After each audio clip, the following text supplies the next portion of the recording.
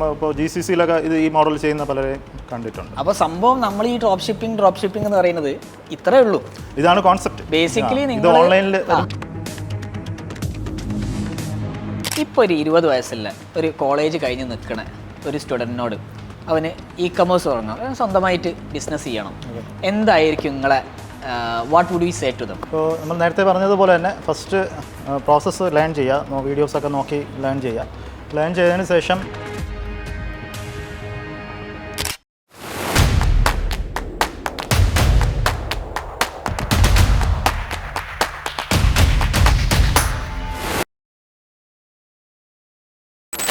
Hi guys, welcome to another episode of the Ecom Show. നിങ്ങൾ പറഞ്ഞ പോലെ we have a drop shipping, one of the best drop shippers from Kerala, Aju. ഇനി ഇതിനൊരു സർപ്രൈസും കൂടി ഉണ്ട്. This program onwards or this episode onwards, we are monetizing this show. നമുക്കൊരു sponsor ഉണ്ട്, which is store.link, that helps you create an e-commerce website in less than 5 minutes just by using Google Sheets. Try it out today and let us know. Over to the show. Thank you Aju. Thank you for coming. Aju വരുന്നത് തിരുവനന്തപുരത്തിനാണ്. You went to Ernakulam, you went to Thrissur, അതിൻ്റെ ഇടയ്ക്ക് കുറച്ച് പണികൾ ഉണ്ടായിരുന്നു. അപ്പം ഞാൻ request ചെയ്തു, ഒന്ന് കോഴിക്കോടൂടെ പോവോ, നമുക്കൊരു ഷോ ചെയ്തിട്ട് പോവാം. Anyways, very happy that you are here. അജുവിനെ കുറിച്ച് drop shipping, can you give us a brief? Drop shipping നമ്മൾ ആദ്യം പറയുമ്പോൾ എന്താ പറയുക, ഡ്രോപ്പ് ഷിപ്പിംഗ് സ്കാം അല്ല. ഒരുപാട് ഒരു ഡ്രോപ്പ് ഷിപ്പിംഗ് സ്കാം എന്ന് പറയുന്നുണ്ട്. അപ്പോൾ സ്കാം അല്ല, അതൊരു ബിസിനസ് മോഡലാണ് ഡ്രോപ്പ് ഷിപ്പിംഗ് എന്ന് പറഞ്ഞാൽ നമുക്ക് ഇൻവെന്ററി ഇൻവെസ്റ്റ്മെന്റ് ഇല്ലാതെ ഒരു പ്രോഡക്റ്റ് ട്രേഡ് ചെയ്യാൻ പറ്റുന്ന ഒരു മോഡലാണത്. ഇപ്പോൾ അത് ഓഫ്ലൈനും ചെയ്യാൻ പറ്റും, ഓൺലൈനും ചെയ്യാൻ പറ്റും. ഇപ്പോൾ ഓഫ്ലൈൻ ഒരു സിനാരിയോ പറയുകയാണെങ്കിൽ, ഇപ്പോൾ ഒരാൾക്ക് ഒരു ഷോറൂം ഉണ്ട്, പുള്ളി അവിടെ കുറച്ച് പ്രോഡക്ട്സ് ഡിസ്പ്ലേ ചെയ്യാൻ, പക്ഷെ പുള്ളി ഒരു ഇൻവെന്ററിയും ഹോൾഡ് ചെയ്യുന്നില്ല. ഇപ്പോൾ വാക്കിൻ ചെയ്യുന്ന കസ്റ്റമേഴ്സ് അവിടെ എത്തിയതിനു ശേഷം, ഇപ്പോൾ ഫോർ എക്സാമ്പിൾ ഒരാൾ ഒരു പ്രോഡക്റ്റ് അവർക്ക് വേണമെന്ന് പറയാണ്. അപ്പോൾ എന്ത് ചെയ്യും, ആ പുള്ളി ഓക്കെ ഞാനിത് സാറിൻ്റെ വീട്ടിലെത്തിക്കാം, ഡെലിവറി ചെയ്യാം എന്ന്, ഈവനിങ്ങുള്ളിൽ എത്തിക്കാം എന്ന് പറയാണ്. അപ്പോൾ ഈ ഓർഡർ പുള്ളി എടുക്കുകയാണ്. ഫോർ എക്സാമ്പിൾ അതിൻ്റെ ഒരു കോസ്റ്റ് 10,000 പുള്ളി വാങ്ങുകയാണെങ്കിൽ, ആ 10,000 ആ മർച്ചൻറ്റ് വാങ്ങിച്ചതിന് ശേഷം റീറ്റെയിൽ ഷോപ്പ് വാങ്ങിക്കും. റീറ്റെയിൽ ഷോപ്പ് വാങ്ങിച്ചതിന് ശേഷം പുള്ളിയുടെ ഒരു പ്രൈവറ്റ് സപ്ലയർ ഉണ്ടായിരിക്കും. ഇത് ഈ ഡിസ്പ്ലേ ചെയ്തിരിക്കുന്ന പ്രോഡക്ട്സ് മേക്ക് ചെയ്യുന്ന, മാനുഫാക്ചർ ചെയ്ത് വലിയ ഹോൾസെയിൽ വെച്ചിട്ടുള്ള ഒരു സപ്ലയർ ഉണ്ടായിരിക്കും. ആ സപ്ലയറിൻ്റെ അടുത്ത് പോയി അത് പുള്ളി ഫുൾഫിൽ ചെയ്യാം. പുള്ളി ഒരു ചിലപ്പോൾ 8,000 റുപ്പീസ് ആയിരിക്കും ആ സപ്ലയറിനുള്ള കോസ്റ്റ് വരുന്നത്. 8,000 പുള്ളി പേ ചെയ്യും. സപ്ലയർ ഡയറക്റ്റായിട്ട് ഈ എൻ കസ്റ്റമറിന് ഡെലിവറി ചെയ്യും, പ്രൊഡക്റ്റ് ഷിപ്പ് ചെയ്യും. ഈ ഒരു റീറ്റെയിലർ ഒരു 2,000 റുപ്പീസ് പ്രോഫിറ്റ് എടുക്കും. അപ്പം ഇതാണ് ഒരു ഡ്രോപ്പ് ഷിപ്പിംഗ് കോൺസെപ്റ്റ്. ഈ കോൺസെപ്റ്റ് ആണോ നമ്മളെ ഇലക്ട്രോണിക് സ്റ്റോറുകളൊക്കെ റൺ ചെയ്യുന്നത്? ആയിരിക്കാം, ചിലപ്പോൾ അത് നമുക്ക് അറിയത്തില്ല. പക്ഷേ ഇത് ചെയ്യുന്ന ഒരു റീറ്റെയിലേഴ്സിന് എനിക്ക് പരിചയമുണ്ട്. അപ്പോൾ അവർ ഈ മോഡലിൽ ചെയ്യുന്ന അവർ ഇൻവെന്ററി ഒന്നും അപ്ഫ്രണ്ട് ഹോൾഡ് ചെയ്യുന്നില്ല. അവർ ചെയ്യുന്നത് നല്ല വലിയ ഷോറൂംസ് ബിൽഡ് ചെയ്യും, അതിനകത്ത് പ്രോഡക്റ്റ് ഡിസ്പ്ലേ ചെയ്തിട്ട് വൺസ്, എന്നിട്ട് അവർ മാർക്കറ്റ് ചെയ്യും യൂസേഴ്സിനെ എത്തിക്കാൻ വേണ്ടി ഒരു സ്റ്റോളിലോട്ട്. എന്നിട്ട് അത് വൺസ് ഓർഡേഴ്സ് വരുമ്പോൾ അവരെ സപ്ലൈസുമായിട്ട് കണക്ട് ചെയ്ത് പ്രൊവൈഡ് ചെയ്യും. നിങ്ങൾക്ക് അറിയുന്ന ഓഫ്ലൈൻ സ്റ്റോഴ്സ് ഓൾറെഡി ഉണ്ട് ഇത് ചെയ്യുന്നത്. ഒരു എക്സാമ്പിൾ തരുമോ നിങ്ങൾക്ക്? എക്സാമ്പിൾ, അത് വലിയ ഒരു ഇതല്ല, ഒരു ഫർണിച്ചർ ഇതാണ്. നമ്മളെ ഒരു തിരുവനന്തപുരത്തുള്ള ഒരു ടീമാണ്, വലിയ രീതിയിൽ ചെയ്യുന്നതല്ല പുള്ളി, പക്ഷേ ഈ മോഡലാണ് അവർ ഫോളോ ചെയ്യുന്നത്. ഇത് ഇപ്പോൾ നമ്മളിപ്പോൾ GCC-ലൊക്കെ ഇത് ഈ മോഡൽ ചെയ്യുന്ന പലരെയും കണ്ടിട്ടുണ്ട്. അപ്പോൾ സംഭവം നമ്മൾ ഈ ഡ്രോപ്പ് ഷിപ്പിംഗ് എന്ന് പറയുന്നത് ഇത്രേ ഉള്ളൂ. ഇതാണ് കോൺസെപ്റ്റ്. ബേസിക്കലി ഇത് ഓൺലൈനിൽ വരുമ്പോഴാണ് നമ്മൾ ഇപ്പോൾ e-commerce ഡ്രോപ്പ് ഷിപ്പിംഗ് മോഡൽ ആവുന്നത്. കറക്റ്റ്. മീൻസ് ഡ്രോപ്പ് ഷിപ്പിംഗ് എന്നുള്ള ടേം വരുന്നത് അത് ഓൺലൈനിൽ എത്തുമ്പോഴാണ്. അപ്പോൾ ബേസിക്കലി ഒരു റീറ്റെയിലർ ഒരു സാധനം ഡിസ്പ്ലേ ചെയ്യുന്നു, കസ്റ്റമർ വന്ന് ആ സാധനം വേണമെന്ന് പറയുന്നു, ഒരു ഓക്കെ ഞങ്ങൾ നിങ്ങളെ വീട്ടിൽ സാധനം എത്തിച്ചേരാം. അവർ നേരെ അവരെ മാനുഫാക്ചററെ വിളിക്കുന്നു, ഇതേ ഒന്ന് ആ കസ്റ്റമർക്ക് എത്തിച്ചു കൊടുക്കണം. ഇതാണ് സിമ്പിൾ ആയിട്ട് ഇതാണ് ഡ്രോപ്പ് ഷിപ്പിംഗ് കോൺസെപ്റ്റ്. ഇതിപ്പോ പെട്ടെന്ന് ഉണ്ടായതല്ല, ഇത് കാലങ്ങളായിട്ട് മേ ബി ഒരുപാട് വർഷങ്ങൾ കൊണ്ട് ചെയ്യുന്നതായിരിക്കും. പക്ഷെ ഇതൊരു ഓൺലൈനിലോട്ട് ട്രെൻഡ് ആവാൻ തുടങ്ങിയത് ഒരു 2015 ആ ടൈമിലാണ്. അതിന്റെ അതിന്റെ ആ ട്രെൻഡ് തുടങ്ങിയത് ഷോപ്പിഫൈ എന്ന പ്ലാറ്റ്ഫോം അവർ കുറച്ചുകൂടെ എക്സ്പാൻഡ് ആയി വന്ന സമയത്താണ്. അപ്പോഴാണ് ഈ ഡ്രോപ്പ് ഷിപ്പിംഗ് എന്ന കോൺസെപ്റ്റ്, ഇങ്ങനെ ഒരു വേർഡ് തന്നെ ഇത്രയും പോപ്പുലർ ആയത്. Okay, now let's take it from the beginning. Aju എവിടുന്നാണ് അജുവിന്റെ പ്രൊഫഷണൽ ജേർണി തുടങ്ങുന്നത്? ഞാൻ എഞ്ചിനീയറിംഗ് ആണ് കഴിഞ്ഞത്. അതിനുശേഷം എവിടുന്ന്? ഞാൻ ബാംഗ്ലൂരിന് എഞ്ചിനീയറിംഗ്. ഓക്കെ. അപ്പോൾ അതിനുശേഷം ഞാൻ ഒരു 1.5 to ഏകദേശം 2 yearsോളം ഞാൻ ഒരു കമ്പനി വർക്ക് ചെയ്തു. അതൊരു ഡിജിറ്റൽ മാർക്കറ്റിംഗ് ബാക്ക്ഗ്രൗണ്ട് ഉള്ള ഒരു കമ്പനിയാണ്. ഏജൻസി ആയിരുന്നോ? ഏജൻസി അല്ല, അത് റെപ്യൂകോം എന്ന് പറഞ്ഞ കമ്പനിയാണ്. അത് അവർ ഈ സ്പോർട്സ് അനലിറ്റിക്സ് ഒക്കെ ചെയ്യുന്ന ഒരു കമ്പനിയാണ്. ഏകദേശം 1.5 years അവിടെ വർക്ക് ചെയ്തിട്ടു. പിന്നീട് സ്പോർട്സ് അനലിറ്റിക്സ്, അതിനെ പറ്റി വേറൊരു ഷോ ചെയ്യേണ്ടി വരുമല്ലോ. Anyways will continue with our talk. Okay. അത് ഈ ബ്രോഡ്കാസ്റ്റ് ചെയ്യുന്ന ചാനൽസ് ഉണ്ടല്ലോ, ഈ സ്പോർട്സ്, അപ്പൊ അതിൽ നിന്ന് ബ്രാൻഡ്സിനെയൊക്കെ അനലൈസ് ചെയ്യുന്ന ഒരു കമ്പനിയാണ്. അടിപൊളി. അത് ഒരു പുതിയ ഇൻഫർമേഷൻ ആണ്. I will talk to you later on. Okay. അപ്പോൾ അവിടെ നിന്ന് ഞാൻ സത്യം പറഞ്ഞാൽ ഞാൻ ഒരു MBA ചെയ്യണമെന്ന് പറഞ്ഞ രീതിയിലാണ് ഞാൻ പുറത്തോട്ട് ഇറങ്ങിയത്. അവിടെ നിന്ന് പിന്നീട് ഞാൻ ഒരു എന്താ പറയുക, MBA അധികം കണ്ടിന്യൂ ചെയ്യാതെ തന്നെ ഞാൻ ഈ ഡിജിറ്റൽ മാർക്കറ്റിംഗ് ഫ്രീലാൻസിലോട്ട് ഇറങ്ങി. MBA ജോയിൻ ചെയ്തു, പക്ഷെ പോയില്ല അങ്ങോട്ട്. അന്ന് ഈ സ്റ്റാർട്ടപ്പ് കൾച്ചർ നമ്മളെ കേരളത്തിൽ വന്നു തുടങ്ങുന്ന സമയമാണ്. അപ്പൊ നമുക്ക് ഈ ഡിജിറ്റൽ മാർക്കറ്റിംഗ് തന്നെ പെയ്ഡ് ആഡ്സ് ഒക്കെ അന്ന് ചെയ്യാനുള്ള, ഗൂഗിൾ ആഡ്സ് ഒക്കെ ചെയ്യാനുള്ള നോളജ് ഉണ്ടായിരുന്നു. അപ്പോൾ അതില് പിന്നെ അതിലോട്ട് തന്നെ ഇനി ക്ലയൻസ് വരുമായിരുന്നു. അങ്ങനെ നമുക്ക് ഒരു ഫ്രീലാൻസ് ആയിട്ട് കുറച്ച് ക്ലയൻസ്, ലീഡ് ജനറേഷൻ ക്ലയൻസ് ഒക്കെ വരുമായിരുന്നു. അത് ഏത് ഇയറിലായിരുന്നു? 2014 അപ്പോൾ അങ്ങനെ ഞാൻ പിന്നെ ഫ്രീലാൻസ് ആയിട്ട് സ്റ്റാർട്ട് ചെയ്തു. എൻ്റെ ജേർണി ഞാൻ വിചാരിച്ചു ഇത് തന്നെ കണ്ടിന്യൂ ചെയ്യാം. നമുക്ക് ഇനി പുറത്തൊക്കെ പോയി പഠിക്കുന്നതിനേക്കാളും ഇത് തന്നെ ഇവിടെ കണ്ടിന്യൂ ചെയ്യാന്നുള്ള ഒരു മോഡലിലാണ് പിന്നെ ഞാൻ മുന്നോട്ട് പോയത്. അപ്പോൾ അത് പിന്നെ ഞാൻ ലീഡ് ജനറേഷൻ അങ്ങനെ ഒരു എന്താ പറയുക, ഫ്രീലാൻസ് മോഡലിലാണ് പോയത്. പിന്നെ കുറച്ചുകൂടെ കഴിഞ്ഞിട്ട് ഞാൻ ആപ്റ്റ്യൂൺ ടെക് എന്ന് പറഞ്ഞ എൻ്റെ ഏജൻസി ഞാൻ സ്റ്റാർട്ട് ചെയ്തു.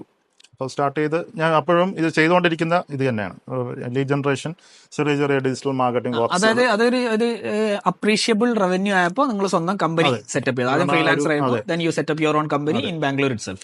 ബാംഗ്ലൂരും കേരളമായിട്ട് നമുക്ക് അങ്ങനെ ഒരു ഓഫീസ് സെറ്റപ്പ് അങ്ങനെ ഇല്ലായിരുന്നു. ഒരു കോവർക്കിംഗ് മോഡലാണ്. കാരണം നമ്മളൊരു എക്സ്പാൻഷൻ എന്ന് പറയുന്നത്, നമ്മളിപ്പോൾ ഒരു എംപ്ലോയി വന്നാലും എല്ലാവരും ഒരു എന്താ പറയുക, ഒരു വർക്ക് ഫ്രം ഹോം അല്ലെ സ്പേസ് ആണെങ്കിൽ പോലും വളരെ അഫോർഡബിൾ ആയിട്ടുള്ള ഒരു ഓഫീസ് സ്പേസ് ഒക്കെയാണ് ഞാൻ നോക്കിക്കൊണ്ട്, കോവർക്കിംഗ് സ്പേസ് പോലെ. അപ്പോൾ അങ്ങനെയാണ് അത് പ്ലാൻ ചെയ്യുന്നത്. അപ്പോൾ അത് ഏകദേശം ഒരു 2016 ടൈമിലാണ് എനിക്ക് ഫസ്റ്റ് ഇ-കോമേഴ്സ് ക്ലയന്റ് വരുന്നത്. ഓക്കെ. അപ്പോൾ അത് ഇപ്പം ഞാൻ വർക്ക് ചെയ്തുകൊണ്ടിരുന്ന ഒരു കോവർക്കിംഗ് സ്പേസിൽ അടുത്തൊരു കമ്പനി ഉണ്ടായിരുന്നു. അപ്പോൾ അതിലുള്ള ഒരു വിഷ്ണു എന്ന് പറഞ്ഞ പുള്ളിയുടെ ഒരു ക്ലയന്റായിട്ട് വന്ന ആളാണ്. അപ്പോൾ നിങ്ങൾ പിന്നെ കോവർക്കിംഗ് സ്പേസ് സെറ്റപ്പ് ആയിരുന്നു. അതേ 2014 തന്നെ നിങ്ങളൊരു ഹൈബ്രിഡ് കൾച്ചർ ഉണ്ടാക്കണ മോഡലായിരുന്നു, അങ്ങനെ പറയാം. ഓക്കെ. അത് പിന്നെ 2016 എനിക്ക് ഫസ്റ്റ് ഇ-കോമേഴ്സ് ക്ലയന്റ് വരുന്നത്. അപ്പോൾ അത് ഞാൻ പറഞ്ഞ പോലെ എൻ്റെ ഒരു കോവർക്കിംഗ് സ്പേസിൽ ഉണ്ടായിരുന്ന ഒരു ടീം എനിക്ക് അവർക്ക് വേറെ എന്തോ വർക്കിന് വന്നതാണ്. അത് അവർ എന്തോ ഡിസൈൻ വർക്കിന് വന്നതാണ് ആ ഒരു ക്ലയന്റ്. US ക്ലയന്റ് ആയിരുന്നു, അത് ഒരു ലേഡിയായിരുന്നു. അപ്പോൾ അവരാണ് എനിക്കിങ്ങനെ മാർക്കറ്റിംഗ് ചെയ്യാൻ ഒരാളെ കിട്ടുമെന്ന് അവരെടുത്ത് ചോദിച്ചപ്പോഴാണ് അവരെന്നെ സജസ്റ്റ് ചെയ്യുന്നത്. അതായത് അതാണ് ഈ കോവർക്കിംഗ് സ്പേസിന്റെ അഡ്വാൻറ്റേജ്. അതായത് നിങ്ങളെ കൂടെ വർക്ക് ചെയ്യുന്നവർക്ക് അറിയാം what you are good at, what you are week at. അപ്പൊ അവര് നോക്കിയപ്പോൾ ഡിജിറ്റൽ മാർക്കറ്റിംഗ് അറിയുന്ന ഒരാൾ നമ്മൾ അടുത്ത് തന്നെ ഇരിക്കുന്നുണ്ട്, വിച്ച് ഇസ് അജു. ഓക്കെ. അപ്പൊ അജുവിന് കൊടുത്തു. Okay, nice. അവിടെയാണ് ഈ കോവർക്കിംഗിന്റെ ഇമ്പോർട്ടൻസ് ആക്ച്വലി വരുന്നത്. When you are starting up, it is best you have a co-working space so that you know what others are doing. Means നമ്മളൊരു എക്സ്പാൻഡ് ഗ്രോ ചെയ്താലും ഞാൻ പറയുന്ന coworking നിൽക്കുന്നതാണ് കുറച്ചുകൂടെ ബെറ്റർ, കുറച്ചുകൂടെ നല്ല ഒരു കോവർക്കിംഗ്. നമുക്ക് മൾട്ടിപ്പിൾ സിറ്റീസിൽ നമുക്ക് നമ്മുടെ ഓഫീസ് എക്സ്പാൻഡ് ചെയ്യാം. അതും എക്സ്പെൻസ് ഇല്ലാതെ നമുക്ക് എന്ന് വേണോ അവിടെ നമുക്ക് ആ ഒരു ഓഫീസ് ലീവ് ചെയ്യാനുള്ള ഒരു ഫ്രീഡം നമുക്ക് അവിടെ. Correct. You just go, means ഈ സ്പേസിലെ പോലെ this is A coworking and co living space. അപ്പൊ നിങ്ങൾക്ക് വേണമെങ്കിൽ ഇവിടെ നിന്ന് വർക്ക് ചെയ്യാം. ഇന്നിപ്പം കാശ് കൊടുക്കാം, നാളെ നിങ്ങൾക്ക് വേറെ എവിടെ പോയിരുന്ന് വർക്ക് ചെയ്യാം. That is up to you. So അതിന്റെ ഒരു ഫ്ലെക്സിബിലിറ്റി കിട്ടും. Okay, continue. അപ്പോൾ അങ്ങനെ 2016 ഫസ്റ്റ് ഇ-കോമേഴ്സ് ക്ലയന്റ് വന്നു. അപ്പോഴാണ് ഞാൻ ഈ ഷോപ്പിഫൈ കാണുന്നത്. ഇങ്ങനെ ഒരു ഞാൻ കേട്ടിട്ടുണ്ട് ഷോപ്പിഫൈ, പക്ഷെ അതെന്താണെന്ന് നമ്മളന്ന് ആ ടൈമിലൊന്നും എക്സ്പ്ലോർ ചെയ്തിട്ടില്ലായിരുന്നു. കാരണം ഈ ഒരു ഇ-കോമേഴ്സിലോട്ടും നമ്മളെ ചിന്ത പോയില്ല. അപ്പോൾ ഇത് അന്ന് ഞാൻ വിചാരിച്ചത് ഈ ഡിജിറ്റൽ മാർക്കറ്റിംഗ് എന്ന് പറയുന്നത്, ഇപ്പോൾ ഗൂഗിൾ ആഡ്സ്, അന്ന് ഫേസ്ബുക്ക് ആഡ്സും വന്നു തുടങ്ങി. ഫേസ്ബുക്ക് ആഡ്സും ചെറുതായിട്ട് ചെയ്യാൻ, ഫേസ്ബുക്ക് ആഡ്സ് സിമ്പിൾ ആയിരുന്നു അന്ന്. ഇന്നത്തെ പോലെ അത്ര ഒരു റിപ്പോർട്ടിംഗ് ഒന്നുമില്ല, സ്ട്രക്ചർ ഒന്നുമില്ല, വളരെ സിമ്പിൾ ആയിട്ടുള്ള ഫേസ്ബുക്ക് ആഡ്സ്. അപ്പോൾ അത് ഇപ്പം ലീഡ് ജനറേഷനോ അല്ലെങ്കിൽ ഇപ്പോൾ Facebook likes, page likes create അതായിരുന്നു അന്നത്തെ ട്രെൻഡ്. അതെ, അപ്പോൾ അങ്ങനെയൊക്കെയുള്ള ക്ലയൻസാണ് നമുക്ക് ഉണ്ടായിരുന്നത്. അപ്പോൾ ഇത് ഇ-കോമേഴ്സ് വന്നപ്പോൾ ഇത് എൻറ്റയർലി ഡിഫറെന്റ് പ്രോജക്റ്റാണ്. ഇപ്പം ഞാൻ ഈ ഒരു ക്ലയന്റ് വന്നപ്പം തന്നെ ഞാൻ ആദ്യം ചെയ്തത് കുറച്ച് എൻഗേജ്മെന്റ് ക്യാമ്പയിൻസ് ഒക്കെ ചെയ്തു നോക്കി. അപ്പോൾ അത് ഒന്നും വരുന്നില്ല. എൻഗേജ്മെന്റ് ക്യാമ്പയിൻസ് ഗൂഗിളിലാണോ ഫേസ്ബുക്കിൽ? അല്ല, ഫേസ്ബുക്കിൽ ചെയ്തു നോക്കി. ആ സംഭവം ആ കംപ്ലീറ്റ് അവർക്ക് ഫേസ്ബുക്ക് പേജ് ആയിരുന്നു എല്ലാം. ഫേസ്ബുക്ക് പേജ് ആയിരുന്നു. അല്ല, ആ ഒരു ക്ലയന്റിന് വേണ്ടത് സെയിൽസ് ആണ്. അപ്പൊ അത് ഗൂഗിൾ ആഡ്സ് ഞാൻ നോക്കിയപ്പോ അവരുടെ ആഡ്സിന്റെ ബിഡിങ് ഒക്കെ ഭയങ്കര കൂടുതലായി. നമ്മളന്ന് ഗൂഗിൾ ആഡ്സ് അത്രയും സ്കെയിൽ ചെയ്തിട്ടില്ല. ഞാൻ ചെറിയ ആ ലെവലിൽ നമ്മൾ ചിന്തിച്ചു ചിന്തിച്ചു തുടങ്ങിയിട്ടില്ല. തുടങ്ങിയില്ല. അന്ന് ഗൂഗിൾ ഷോപ്പിംഗ് ആഡ്സും ഇല്ല, അത് സെർച്ച് ആഡ്സ് മാത്രമുള്ള ടൈം ആയിരുന്നു എനിക്ക് തോന്നുന്നു. ഡിസ്പ്ലേ ഡിസ്പ്ലേ ആഡ്സ് വന്നിട്ടില്ലായിരുന്നു. ഡിസ്പ്ലേ അല്ല, ഷോപ്പിംഗ് ആഡ്സ് വന്നിട്ടില്ലായിരുന്നു. ഷോപ്പിംഗ് ആഡ്സ് ഇപ്പൊ റീസെന്റ് 2 years ആയിട്ടുള്ളൂ. കറക്റ്റ്. അപ്പോൾ അത് ഇപ്പം ഞാൻ ആദ്യം എൻഗേജ്മെന്റ് ക്യാമ്പയിൻസ് ഒക്കെ പുള്ളിക്കാർ ചെയ്തു കൊടുത്ത്. അപ്പോൾ റിസൾട്ട്സ് ഒന്നും ഇല്ല. കുറച്ച് ലൈക്സ് ഒക്കെ വരുന്നുണ്ട് പേജിൽ. അപ്പോൾ അന്ന് ഇൻസ്റ്റാഗ്രാമും ഇല്ല, ഫേസ്ബുക്ക് പേജേ ഉള്ളൂ. ഓക്കെ. അപ്പോൾ ഇത് പുള്ളിക്കാർ വന്ന് ഇതിങ്ങനെ ചെയ്താൽ പറ്റില്ല, ഞാൻ ട്രൈ ഔട്ട് ചെയ്ത്, പക്ഷേ എനിക്കിത് റിസൾട്ട്സ് കിട്ടുന്നില്ല. ഇത് അപ്പോൾ എന്നിട്ട് പുള്ളിക്കാരി എനിക്ക് അഡ്രിയാൻ മോഡ്സൺ എന്ന് പറഞ്ഞൊരു ആളുണ്ട്. പുള്ളിയാണ് ഈ ഡ്രോപ്പ് ഷിപ്പിംഗ് ഒക്കെ ഇത്രയും ഹൈപ്പ് ചെയ്തതിന്റെ ഒരു പയനിയേഴ്സ് എന്ന് പറയുന്നത്. നല്ലൊരു ഇ കോമേഴ്സ് മാർക്കറ്റർ. പുള്ളി ഇപ്പോഴും ലൈവാ, യൂട്യൂബിലൊക്കെ ലൈവാ. Adrian Morrison. അപ്പൊ അത് കാണിച്ചു തന്നു പുള്ളിക്കാരി. അഡ്രിയാൻ മോറിസൺ ഈ ഷോപ്പിഫൈ ഡ്രോപ്പ് ഷിപ്പിംഗ് ചെയ്ത് നല്ലൊരു റവന്യൂ, അന്ന് എനിക്ക് തോന്നുന്നു 2 million plus റവന്യൂ ഉണ്ടാക്കിയ ഒരു സ്റ്റോറിൽ. അപ്പൊ അതിനെ കംപ്ലീറ്റ് ഡോക്യുമെന്റ് ചെയ്ത് പുള്ളി ഒരു കോഴ്സ് ഇറക്കി. കോഴ്സ് അന്ന് എനിക്ക് തോന്നുന്നു $1,000 എന്തോ ആയിരുന്നു. അത് ഈ ക്ലയന്റ് വാങ്ങിച്ചിട്ട് പുള്ളിക്കാരി എനിക്ക് ഓപ്പൺ ചെയ്തത്. എനിക്കത് ഓപ്പൺ ക്ലയന്റ് പഠിപ്പിക്കുകയാണ് നിങ്ങളെ. അതെ, ക്ലയന്റ് അല്ല പറഞ്ഞ് നമ്മൾ എൻഗേജ്മെന്റ് ആഡ്സ് ചെയ്തിട്ട്, കാരണം അവർ നല്ലൊരു ഫോർമൽ ആയിട്ടൊരു ക്ലയന്റ് ആയിരുന്നു. അപ്പൊ ഭയങ്കര എന്താ പറയാ, ഒരു ഫ്രണ്ട്ലി ആയിട്ടൊരു ക്ലയന്റ് ആയിരുന്നു അത്. അപ്പോൾ അവര് പറഞ്ഞ് ഇത് നമ്മൾ ഇങ്ങനെ ചെയ്താൽ പറ്റില്ല. അതുകൊണ്ട് ഞാൻ ഇപ്പോൾ ഈ അഡ്രിയാൻ മോഡ്സന്റെ കോഴ്സ് വാങ്ങിച്ചു. അപ്പോൾ അത് യൂഎസിലൊക്കെ ഭയങ്കര ഫേമസ് ആയിരുന്നു ആ കോഴ്സ്. അത് അജു നോക്കിയിട്ട് അജു പഠിച്ചിട്ട് അതുപോലെ ഒന്ന് ചെയ്യാൻ നോക്ക്. എനിക്കത് നോക്കിയിട്ട് വലിയ പിടുത്തമൊന്നും കിട്ടുന്നില്ല. ഞാൻ നോക്കി. അപ്പൊ ഞാൻ നോക്കിയപ്പോഴാണ് അതിനകത്താണ് ഈ സംഭവം ഇങ്ങനെ പറയുന്നത്. അപ്പൊ അന്ന് ഈ പിക്സലൊക്കെ വെച്ചിട്ട് പിക്സൽ ക്രിയേറ്റ് ചെയ്യുക, അതിനെ ഷോപ്പിഫൈ സ്റ്റോറിനകത്ത് ഇന്നത്തെ പോലെ ഇന്റഗ്രേഷൻ ഒന്നും വേണ്ട, ജസ്റ്റ് കോപ്പി ചെയ്ത് വെച്ചാൽ മതി. കുക്കി പേസ്റ്റ് ആയിട്ടുള്ള ട്രാക്കിംഗ് ഒക്കെ ആയിരുന്നല്ലോ. അല്ല, സംഭവം ഇന്നും അത് കോപ്പി പേസ്റ്റ് ചെയ്താൽ മതി. പക്ഷെ ആൾക്കാർക്ക് ഇപ്പൊ ചെയ്യാൻ താല്പര്യമല്ല, അല്ലെങ്കിൽ അവര് ബോധേഡല്ല. ഡയറക്റ്റ് ഇന്റഗ്രേഷൻ ഇന്ന് മറ്റേ സെർവർ ബേസ്ഡ് ആയിട്ട് ഒരു ഇന്റഗ്രേഷൻ. ഇപ്പൊ ആപ്പ് ഉണ്ടല്ലോ ഡയറക്റ്റ് ആയിട്ട്. iOS 14 അപ്ഡേഷൻ വന്നതിന് ശേഷം അങ്ങനെ ഒരു സിസ്റ്റം വന്നല്ലോ. കറക്റ്റ്. അപ്പൊ അന്ന് മറ്റേ iOS 14 means apple Facebook basic ആയിട്ടുള്ള കാര്യങ്ങളായിരുന്നു. അപ്പൊ ഇത് ഞാൻ ആ കോഴ്സിൽ ഞാൻ കണ്ട കാര്യം എന്ന് വെച്ച് കഴിഞ്ഞാൽ, പുള്ളി ഇങ്ങനെ സെയിൽ ഇങ്ങനെ എടുത്തോണ്ടിരിക്കുക. ഒരു ദിവസം തന്നെ ഇങ്ങനെ പ്ലസ് 500-600,000 പ്ലസ് സെയിൽസ് ഇങ്ങനെ എടുത്തോണ്ടിരിക്കുക. അപ്പൊ പുള്ളി ചെയ്യുന്ന ഒരു സ്ട്രാറ്റജി ഫ്രീ പ്ലസ് ഷിപ്പിംഗ് എന്ന് പറഞ്ഞ സ്ട്രാറ്റജി. ഫ്രീ പ്ലസ് ഷിപ്പിംഗ് എന്ന് പറഞ്ഞാൽ, ഇപ്പൊ ഒരു പ്രോഡക്റ്റ് പുള്ളി സെലക്ട് ചെയ്തു. അപ്പൊ ആ പ്രോഡക്റ്റ് പേജിൽ വരുമ്പോൾ അതിന്റെ കോസ്റ്റ് 0 ആയിരിക്കും. Product is completely free. You have to just pay only shipping and handling fee. അതൊരു ഷിപ്പിംഗ്. ഇപ്പോൾ ഈ ഷോപ്പിഫൈയുടെ പ്രോഡക്റ്റ് ഈ ഷിപ്പിംഗ് പേജ് വരുമ്പോൾ $14.99 ഷിപ്പിംഗ് ആൻഡ് ഹാൻഡ്ലിംഗ് വെക്കും. പിന്നെ അതിന്റെ താഴെ പുള്ളി കുറച്ച് അപ്സെല്ലൊക്കെ ചെയ്യും. അങ്ങനെ ഇപ്പോൾ ഈ ഒരു പ്രോഡക്റ്റ് വാങ്ങിച്ചതുകൊണ്ട് ഈ ഒരു പ്രോഡക്റ്റ് അതിന്റെ കൂട്ടത്തിൽ വാങ്ങിച്ചു കഴിഞ്ഞാൽ ഇത്ര ഓഫ് എന്ന് പറഞ്ഞാൽ, അങ്ങനെ ഒരു അപ്സെല്ലിംഗ് ആപ്പ് കൂടെ വെച്ചിട്ട് ഒരു ഓർഡർ പുള്ളി ഏകദേശം ഒരു ഓൺ ആൻ ആവറേജ് ഒരു $29, ഒരു $30-35 പുള്ളി ക്ലോക്ക് ചെയ്യുകയാണ്.